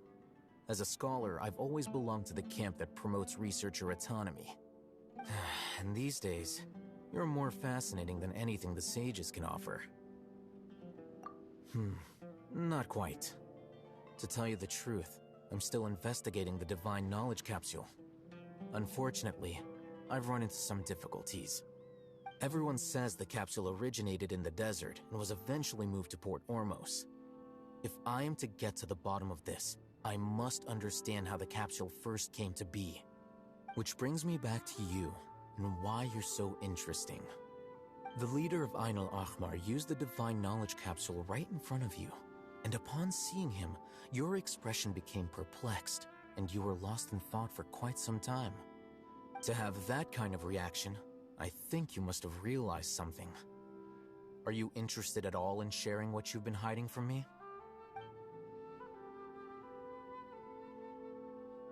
Al-Haytham, you really have a ridiculous eye for detail. What kind of person even notices or remembers stuff like that?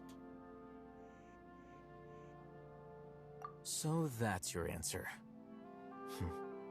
Well, I do work for the Academia after all. So considering that, it is indeed wise to keep your cards close to your chest. But that does prove you do have some undisclosed information about the Divine Knowledge Capsule. Am I right? No matter. Rather than simply learning the answers from you, I'd still prefer to investigate on my own. Speaking of, you two are also headed to the desert? That's right! We have the same plan as you! But we don't really have any concrete goals at the moment. Then I'd suggest starting with Aru Village. It's the largest settlement in the desert, so it'll probably have more resources and intel than anywhere else. Well, It's always better to travel with someone you know. Let's go!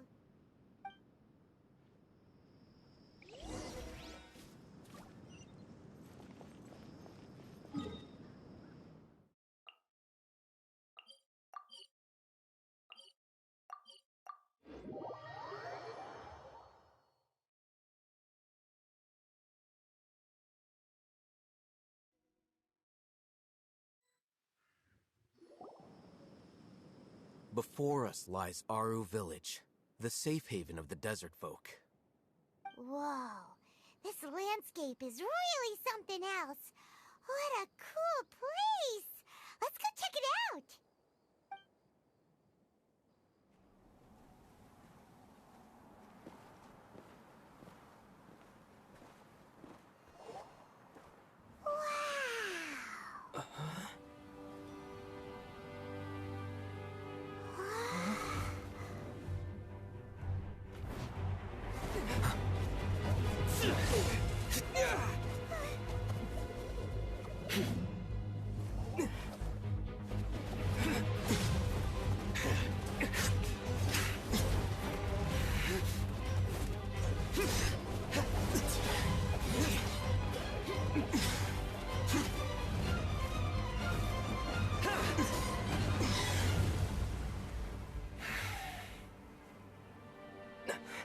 Sino.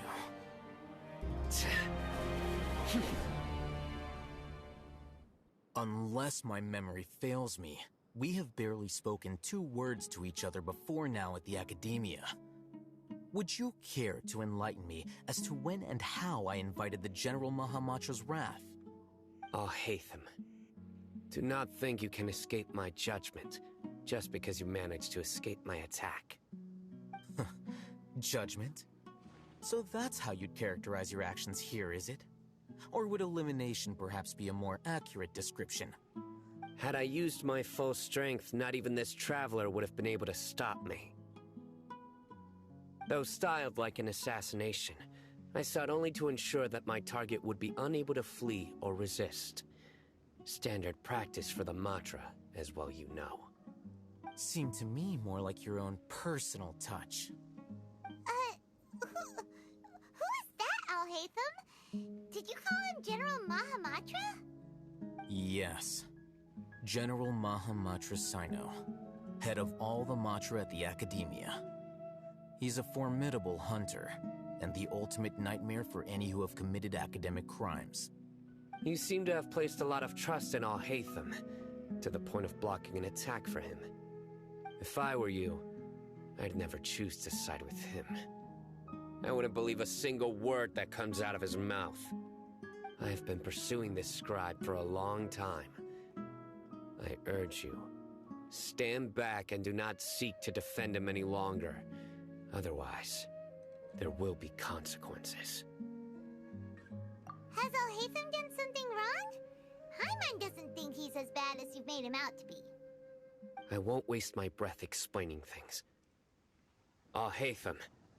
I saw it during our fight. Take it out. The divine knowledge capsule you're hiding on your person. Unless you want me to retrieve it for myself. Very perceptive of you. Nothing escapes Amatra's senses. Wait! The divine knowledge capsule? Didn't it fall into the Matra's hands in Port Ormos? No wonder you speak with such confidence, Sino.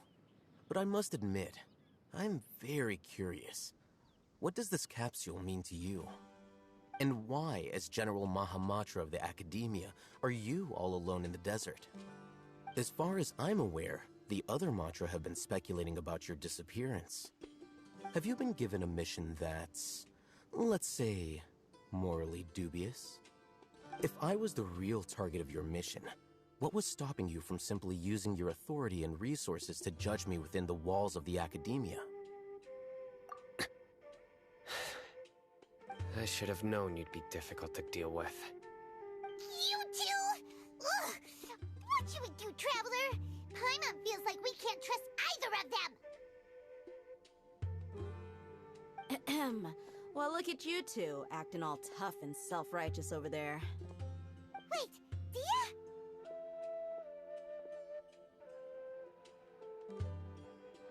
Great! Finally, someone that we can trust! You gotta help us out here, otherwise these two are gonna start fighting again! Yeah, sure looks that way.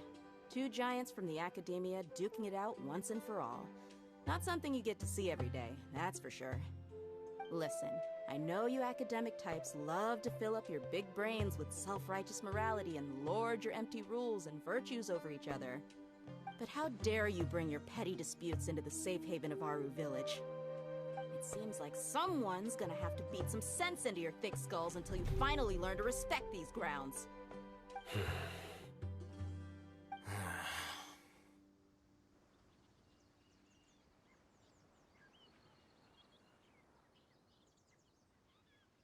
Hey, did either of you hear a word I just said?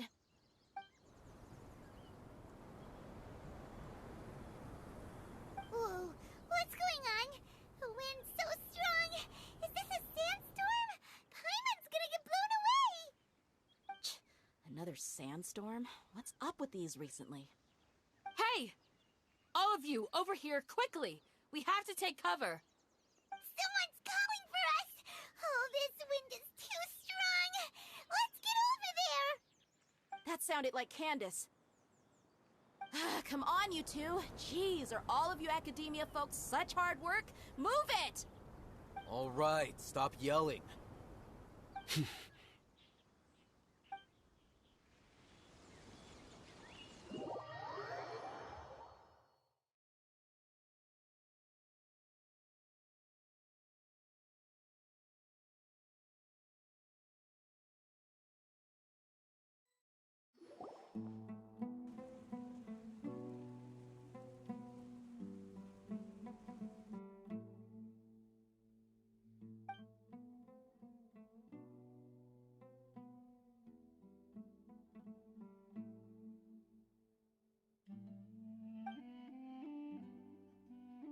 Well, this is pretty awkward.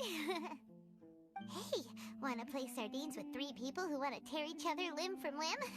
Sure, why not? Sounds fun. The air is so thick and heavy. Paimon can hardly keep floating anymore. My sincere apologies, everyone. This is the home of our village chief. I will have to ask you to make do with this small room until the sandstorm dies down. Please, let me introduce myself. I am Candace, protector of Aru Village. Our savior has come at last! Nice to meet you, Candace. The name's Paimon. Thank you so much for helping us. There's no need to thank me. It's only right to help each other when the weather gets rough. Wow, she's so gentle and caring, like a nice older sister. Unlike those guys over there. All right. Now that we're all better acquainted, we should return to the topic at hand. As a guardian charged with the responsibility to protect my fellow villagers from harm, I was observing your conflict from afar, even before the sandstorm started. And now that you have set foot within our village itself, it is all the more my responsibility to make absolutely sure that you pose no threat whatsoever to us. So please, have an honest and sincere conversation with one another, and put your hostile feelings to rest. If anyone dares to start anything again while they are under this roof, I will not hesitate to send them out for some quality time with the creatures of the sandstorm. Oh, on second thought, Paimon may have misjudged Candace's character. And that goes for you too, Miss Dia. Do I make myself clear? All right, we got it, Candace. That's what I like to hear. So, which of you will begin? I was supposed to be a mediator, but I might have gotten a little too involved just now. Anyway, one of those two should probably start talking. Wait, that was you trying to be a mediator? I have nothing to hide, so there's no shame in explaining myself. While Alhaitham wasn't wrong about the other Matra not knowing my whereabouts, it's not because I've been assigned a morally dubious mission. Rather, I've chosen to exile myself. Huh? Exile yourself? A little while ago, I discovered that there was data missing in the Academia's project planning and development files. What little they did report clearly did not match the project's actual progress. As General Mahamatra, I had the responsibility and authority to request an audit. However, to my surprise, the person responsible for the erroneous data was none other than Grand Sage Azar himself. I tried to investigate the issue myself before submitting a formal audit request, but I soon found that all leads and potential pieces of incriminating evidence were carefully concealed from me. I began to realize that they were cautious of me from the very beginning. Unsurprisingly, the Grand Sage rejected my audit request as soon as the submission reached his desk. He even said to me, "The power of the General Mahamatra is granted by the sages. You have no right to judge us."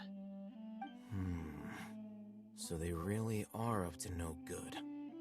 I realized then that to the Grand Sage, the Matra are nothing more than tools for the sages to assert and maintain their control over knowledge. The vows that we took, the principles that we strive to uphold, they are meaningless to the Academia of today. I believed it would be wise to flee the Academia before the sages had a chance to take action against me. This way, they can no longer see nor predict my actions. I will never give up on this investigation. There's no need for someone else to give me power or authority. Once I find the truth, I will administer judgment by my own name. Sino seems to have the same goal as us. We're all investigating the sages. Plus, now that he's no longer the General Mahamatra, he somehow feels a lot less scary. Well, Sino, if that's your story, then why did you see Alhaitham as a target?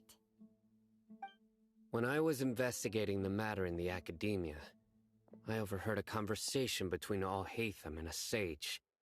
The sages asked you to investigate a blonde-haired traveler. Do you dispute this, Alhaitham? What?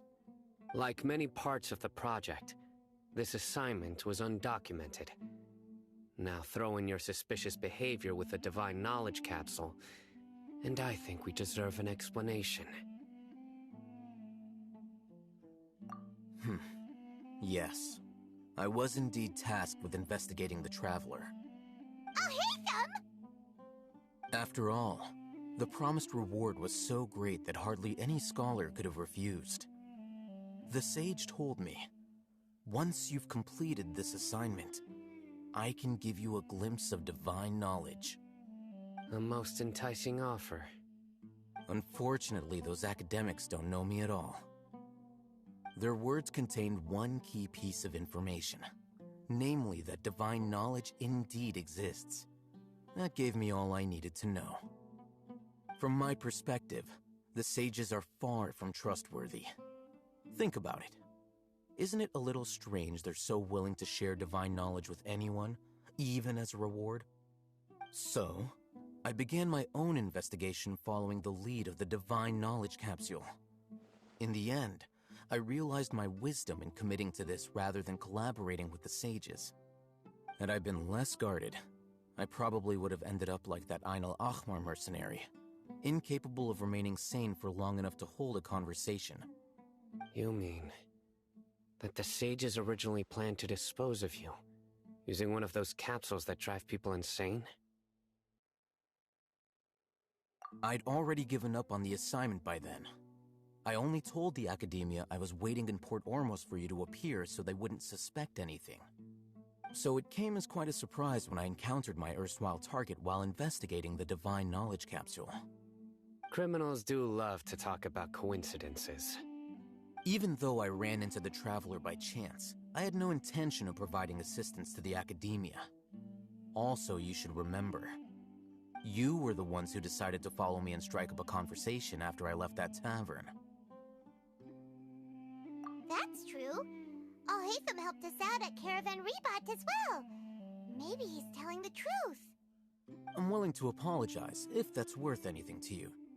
I took the Divine Knowledge Capsule behind your back because I judged its existence to be a significant risk.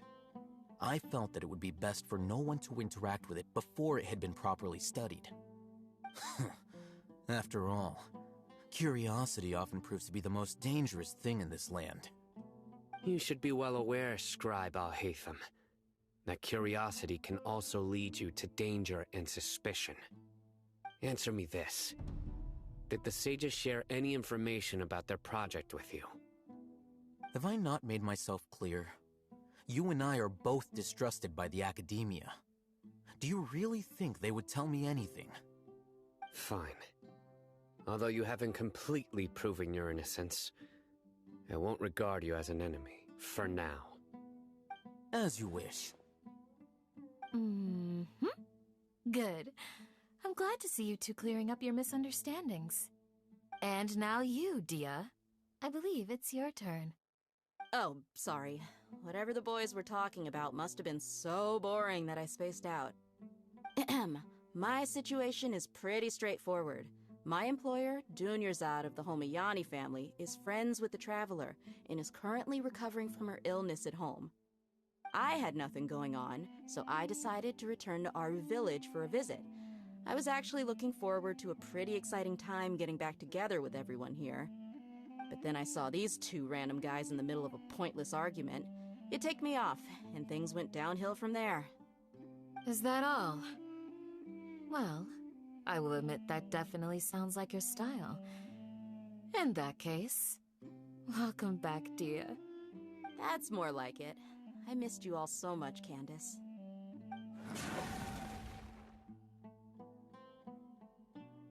Whoa! What was that sound? No need to worry. Now that you're no longer at each other's throats, please make yourselves at home. I'll take a quick trip outside to clear out some of those creatures in the sandstorm. Creatures? In the sandstorm? Are you sure you don't want some backup? Fighting in a sandstorm is not for the faint-hearted. Anyone without extensive training in these conditions is at a disadvantage. You needn't worry. Yeah, just leave him to Candace. Don't worry, she's as tough as they come.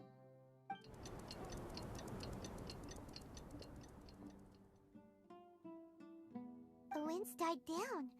That means the sandstorm's over, right? Candace still isn't back yet, though. Is she alright? Maybe we should go out and check on her. When you put it that way, even I'm starting to feel a little worried. All right, let's go. We've been here long enough, and the boys are as chatty as the floor.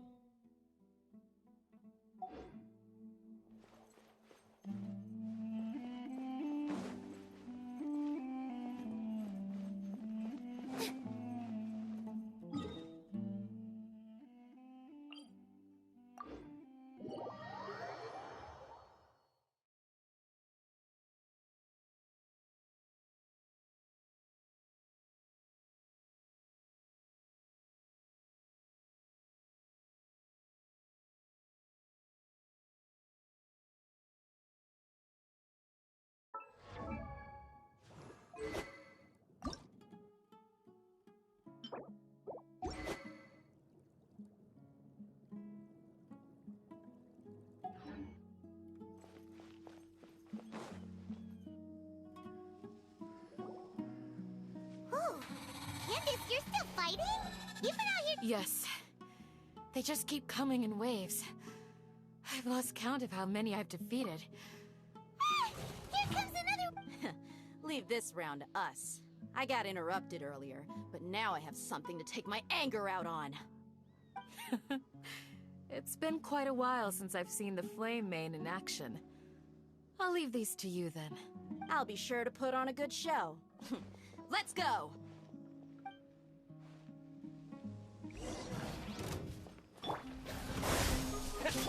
Go! Allow me! Here, this dance is for you! With all my strength! Yeah!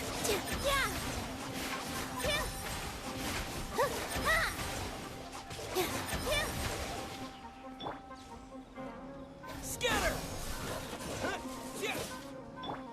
Hi! Rescue, rebuild! Positions! Ha!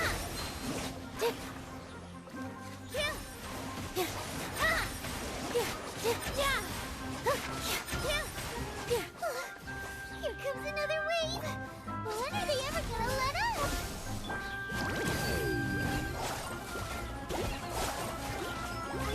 Allow me! Dance with the waves! Here! Yeah! Ha!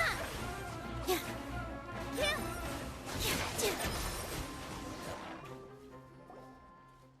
The creature stopped appearing. Was that the last of them? What we fought just now was probably the aftermath of the sandstorm. So we should be safe for the time being. Well fought, everyone. No injuries, I hope. Huh? Who are you? Ah, my apologies. I haven't had a chance to greet you yet. I had my hands full taking care of the village's elderly and children. I am the chief of Aru Village. Everyone usually calls me Uncle On. Sir, I am also originally from the desert, but I have not been back for some time now. May I ask if such sandstorms are common? I can't say they've always been common, but recently the storms have become increasingly severe and frequent. Besides sandstorms, we also occasionally get earthquakes. According to an investigator who stayed in the village a while ago, these unusual natural phenomena are related to the withering of Irminsul. Another effect of Irminsul's withering. So, Irminsul's withering causes withering zones in the forest, and sandstorms and earthquakes here in the desert? Everything in the natural world is inextricably connected to Irminsul. These regional symptoms can indeed be a reflection of Irminsul's present state. Everyone in Aru Village needs to take good care of themselves. Speaking of which, why haven't I seen a single village keeper since I got here? Village keeper? Who are they? Village guards like Candace? Does your curiosity know no bounds? Village Keeper is how Aru Village refers to mad scholars exiled here by the Academia. Most of them are scholars who lost their sanity after a period of training in the Avidia Forest. The Academia believes that their crazed mutterings may have a negative effect on the psyches of other scholars.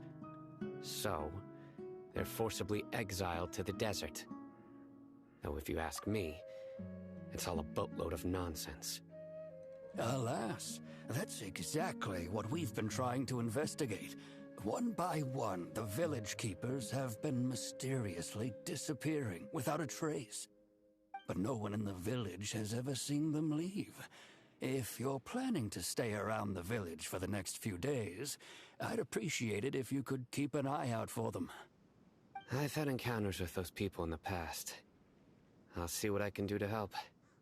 The Matra are the ones responsible for their exile.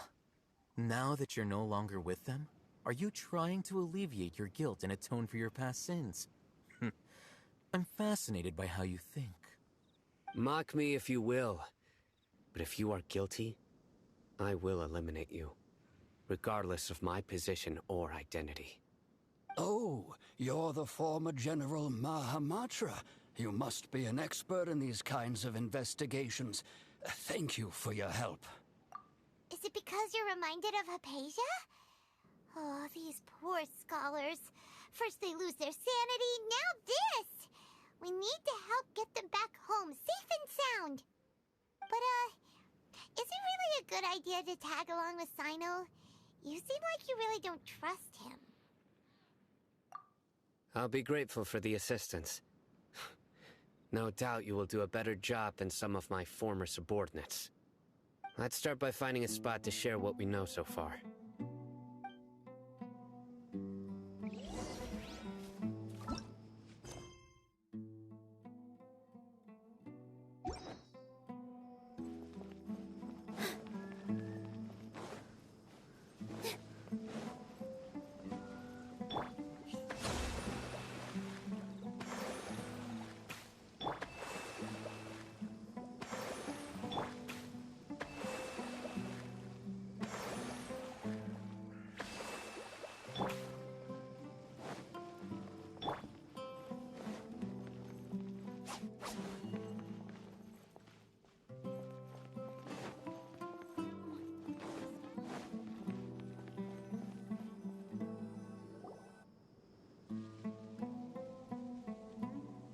Although I've sent myself into exile, I'm still doing essentially the same things as before.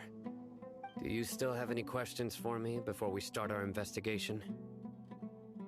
One of my former subordinates told me that this title has its origins in a strange incident.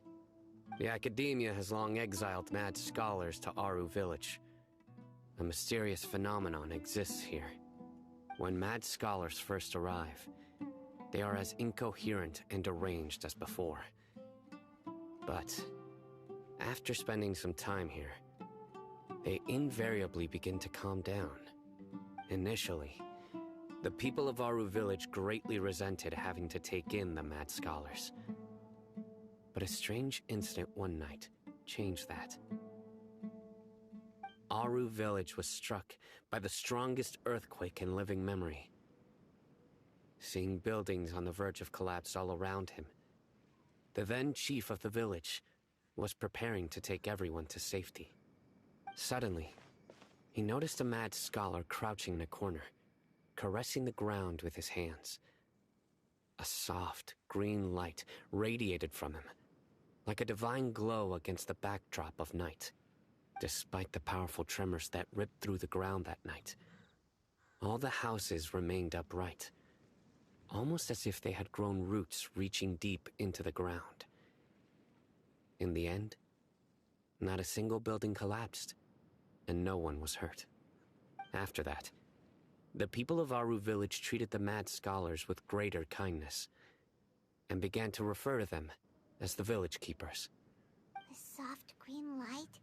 A mad scholar protecting Aru Village? What do you make of it, Traveler? Paimon thinks so too. Actually, Sino, do you know if any of the mad scholars continued to wear their Akasha terminals at Aru Village? In theory, they would continue wearing them so the Academia could still monitor their activities. With that said, the main Akasha system would no longer have any interaction with them. Oh, no wonder! Everything makes sense then! Add in the fact that they calmed down, it was probably Nahida who calmed them. If you are able to draw a conclusion from this one story alone, then it appears you possess much more information than I do. So, what do you make of the story?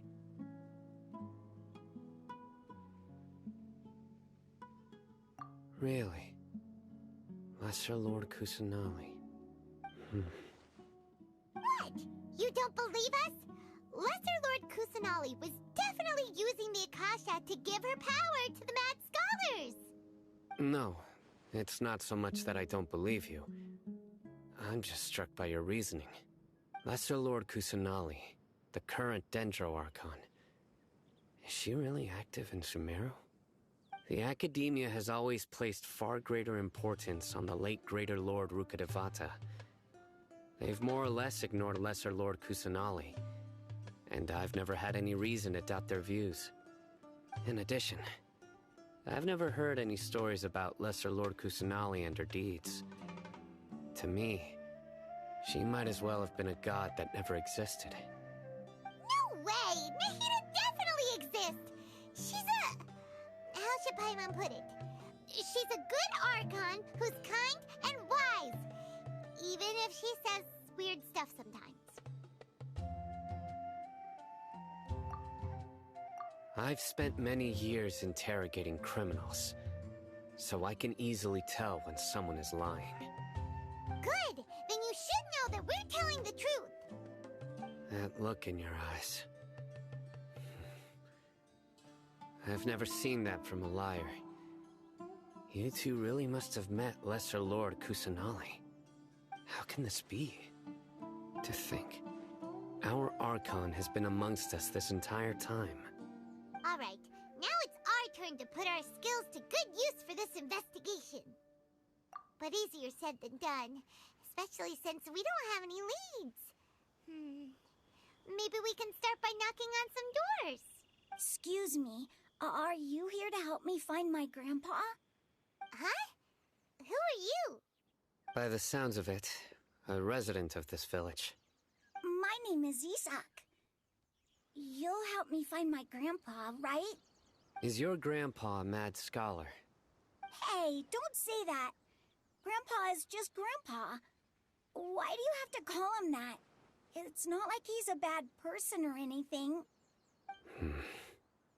The person you're referring to is not a local, yet you are. Why do you call him Grandpa? Grandpa is just Grandpa.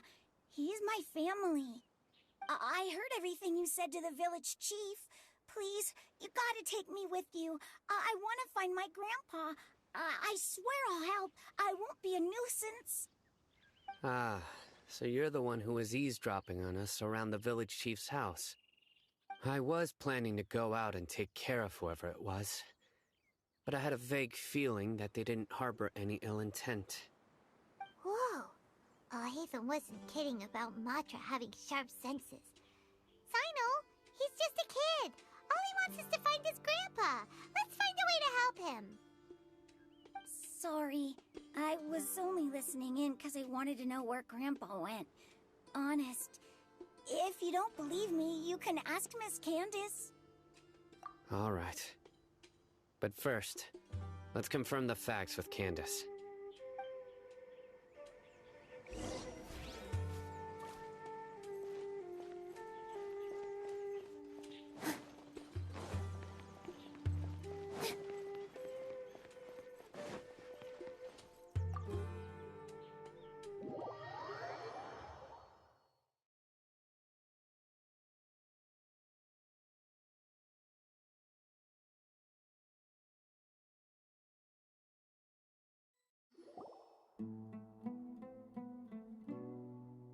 Sino is super vigilant. Is this what all the Matra are like? Ah, you're back already. We just wanted to confirm something with you. Do you know a boy by the name of Isak? I had a feeling he'd go looking for you. Huh? You knew this would happen? Yes. Although he tried his best to stay hidden, I still noticed him eavesdropping outside the window. He really wants to get his grandfather back. Isak's parents were both Aramite mercenaries who rarely returned to the village after finding employment in the city. He was raised by his grandfather.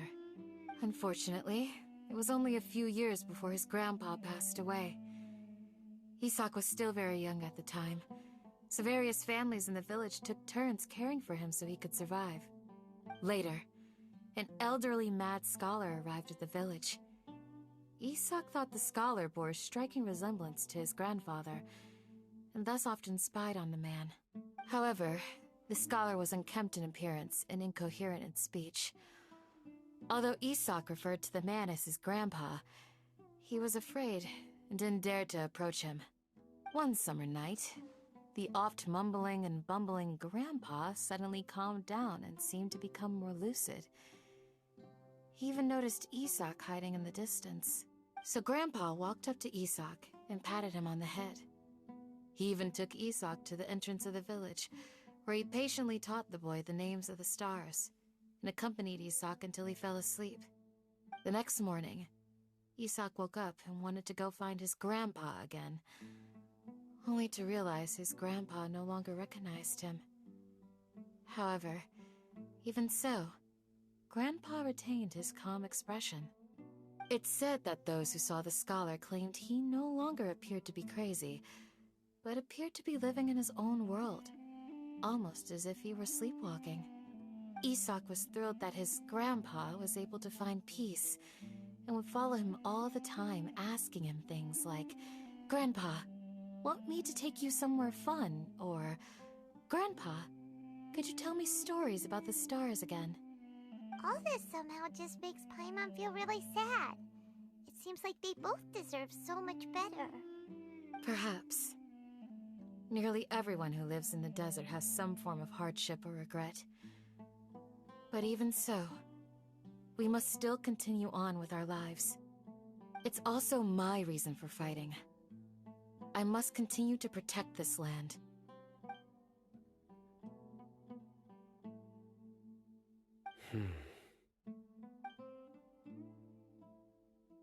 Maybe the people have always had a considerate god watching over them. Huh? What did you say, Sino? No, nothing. As long as Isak keeps his word and doesn't get in our way, we can take him along. Perhaps you are more compassionate than I gave you credit for. Please accept my thanks on Isak's behalf, Sino.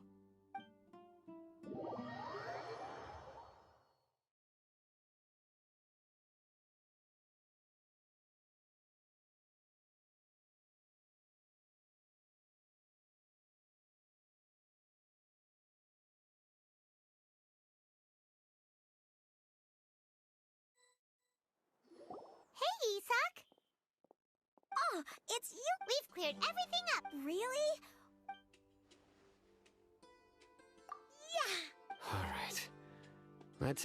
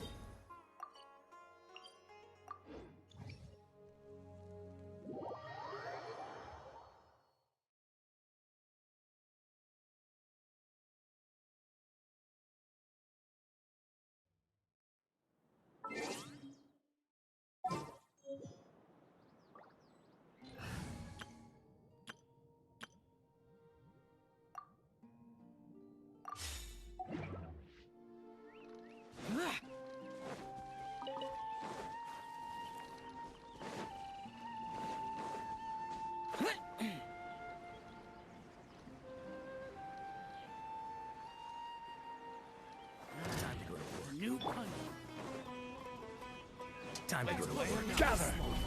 I'm going in! I will have order! One with nature. Foreign. Evil conquering. Northwest. Here. Again. Will. Here. Again.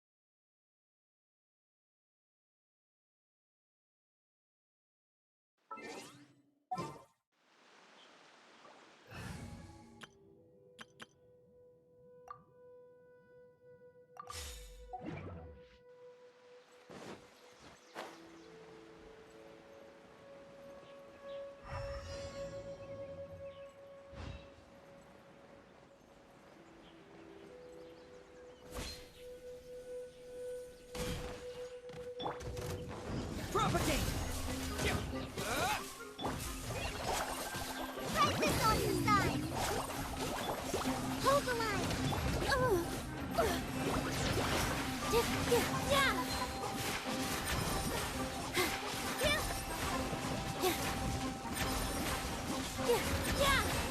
This dance is for you! Scatter! Germinate! Allow me! Draw my strength!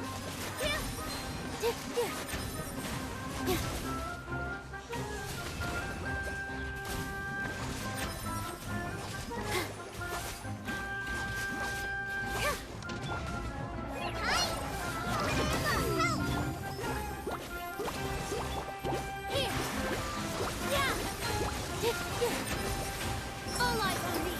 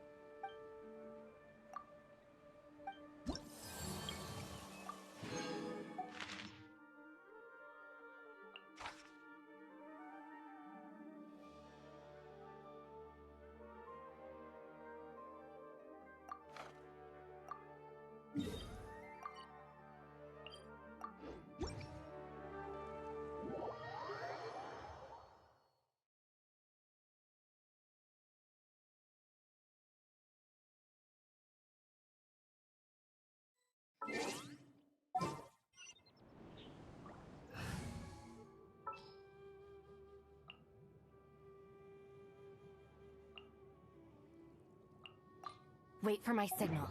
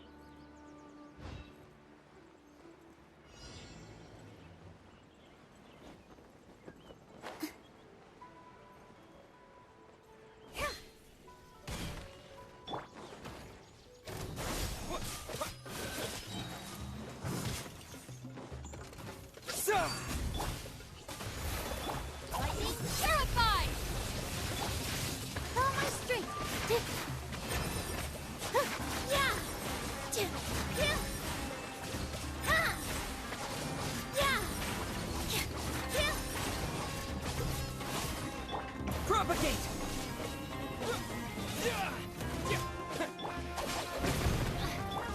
Hope-alive!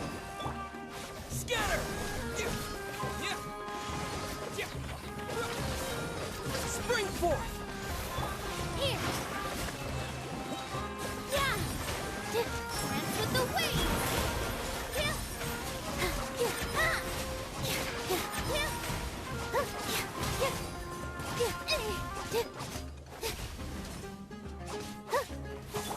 Get with me!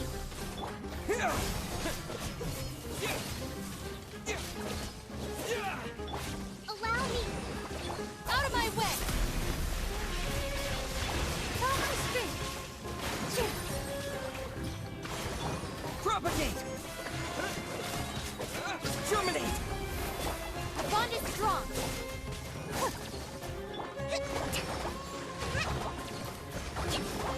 Rest and rebuild! Scatter! Here!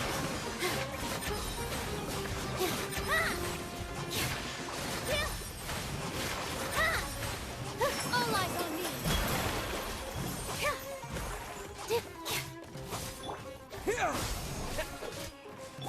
Get with me! Hope alive! Scatter!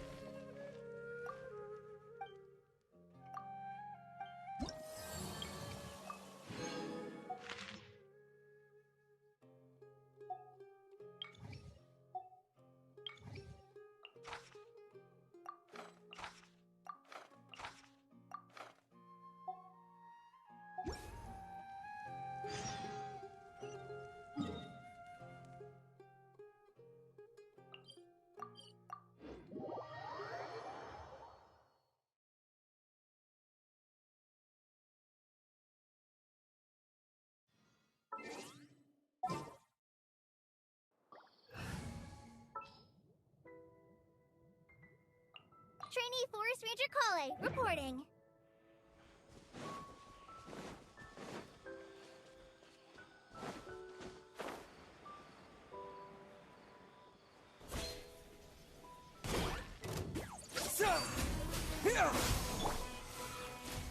Allow me. Positions. Yeah. Yeah. Yeah. Yeah. Yeah. Ha. Yeah.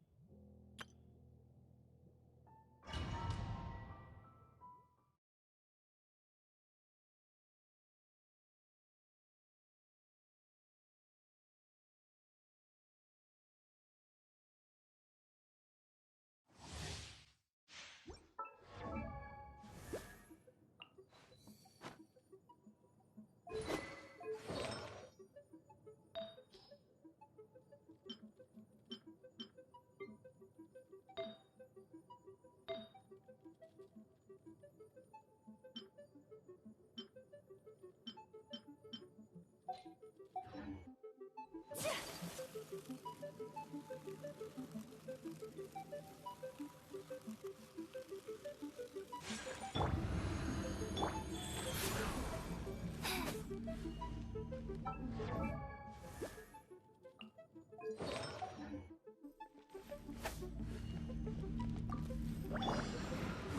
the wind. Fallen leaves. Adorn my Take flight.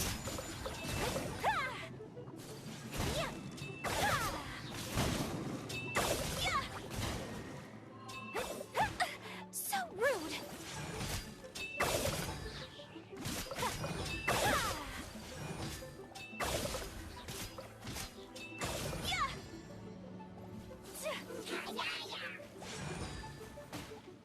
Whirling snow! Kami-santo art! Sometsu! The wind knows it.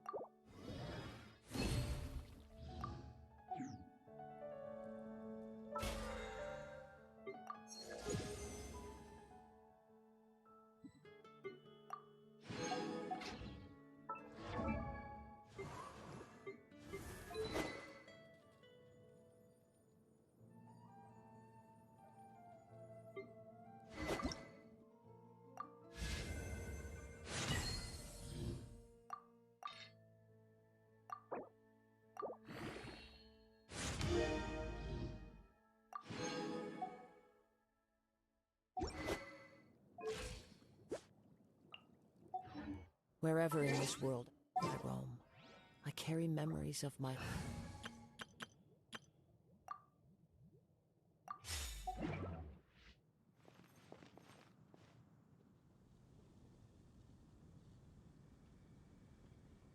neighboring nation of Liyue has the most prosperous commercial port in all of Tibet. Chasm? Ah, ancient alchemy truly is fascinating.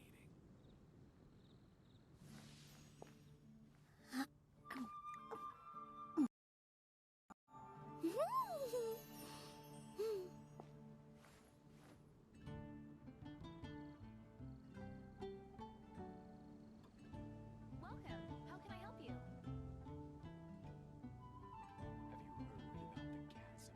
Relaxing days like this are nice. Let's take it easy. Ah, ancient alchemy truly is fascinating.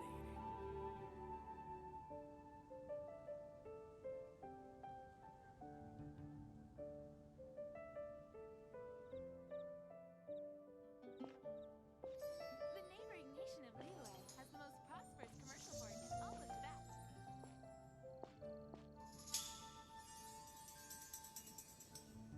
Have you heard about the chasm? The chasm? 15, 16. Happen again? Ah, ancient alchemy truly is fascinating.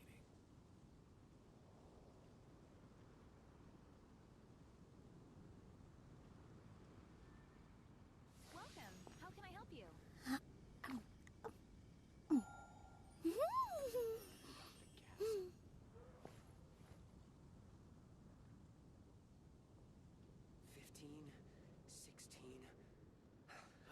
ancient alchemy truly is fascinating. Something dreadful happen again?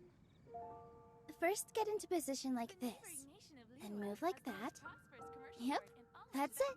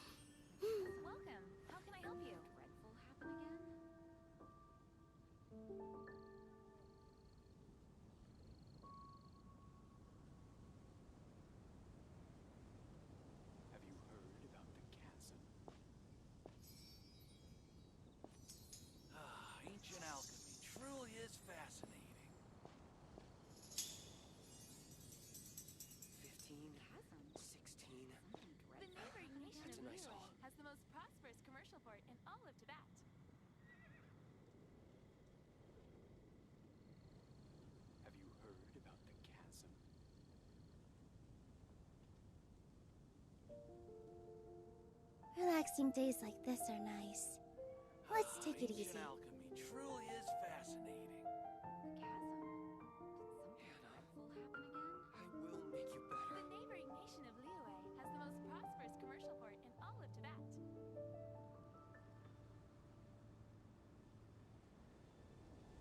Have you heard about the castle?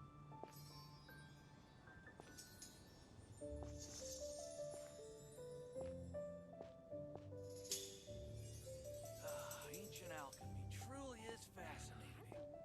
I will make you better.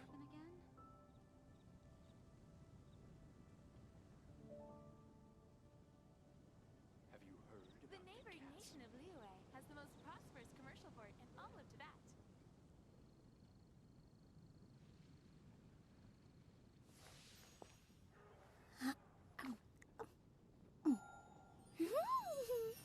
I will make you better. Ancient alchemy truly is fascinating. Have you heard about the castle?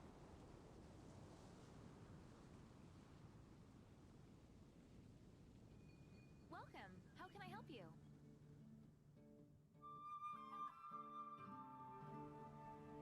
15, 16. That's a nice haul. Take a deep breath, as if you're about to blow up a huge balloon.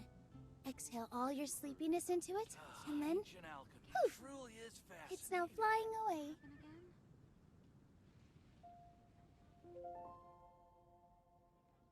The neighboring nation of Liyue has the most prosperous commercial port in all of Tibet. 15, 16. That's a nice haul. About the castle? Ancient alchemy truly is fascinating.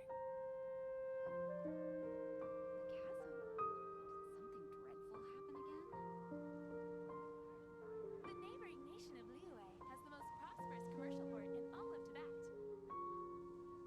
First, get into position like this. Then move like that. Yep, that's it. Hannah, I will make you better. Ancient alchemy truly is fascinating.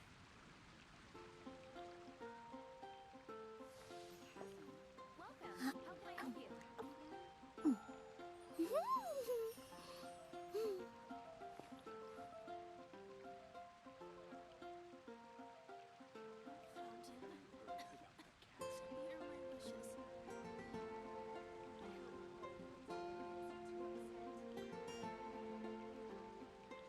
Ancient alchemy truly is fascinating.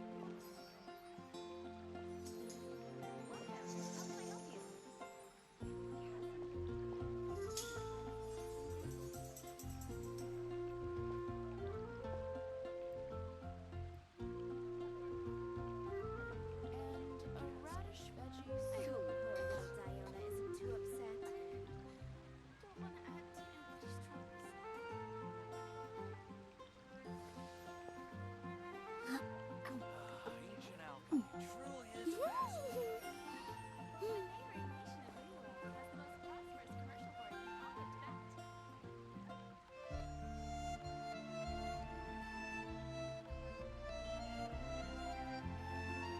I hope poor little Diona isn't too Take upset. a deep breath, as if you're about to blow up a huge balloon. Exhale all your sleepiness into it, and then, poof! It's now flying away. Ancient alchemy truly is fascinating. Welcome. How can I help you? I'll host an expedition of the Adventurers Guild.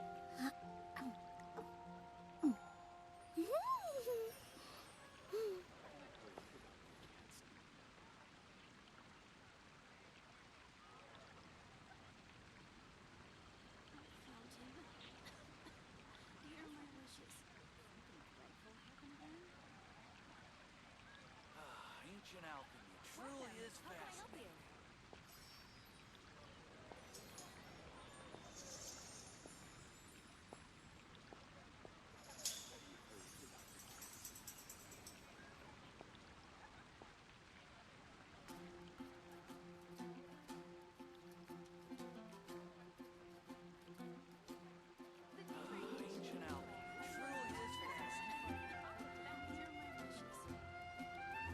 first get into position like this. Then move like that. Yep, that's it.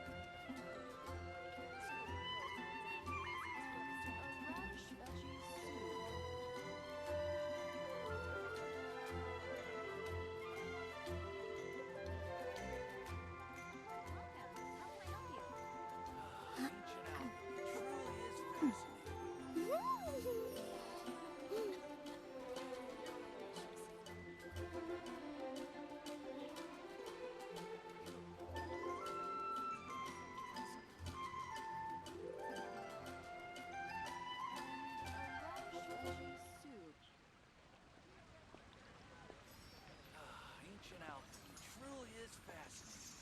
Welcome. How can I help you?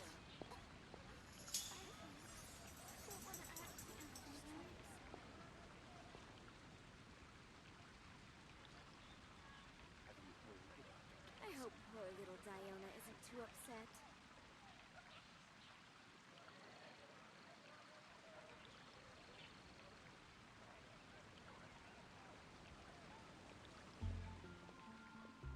Ancient alchemy truly is fascinating. How can I help you?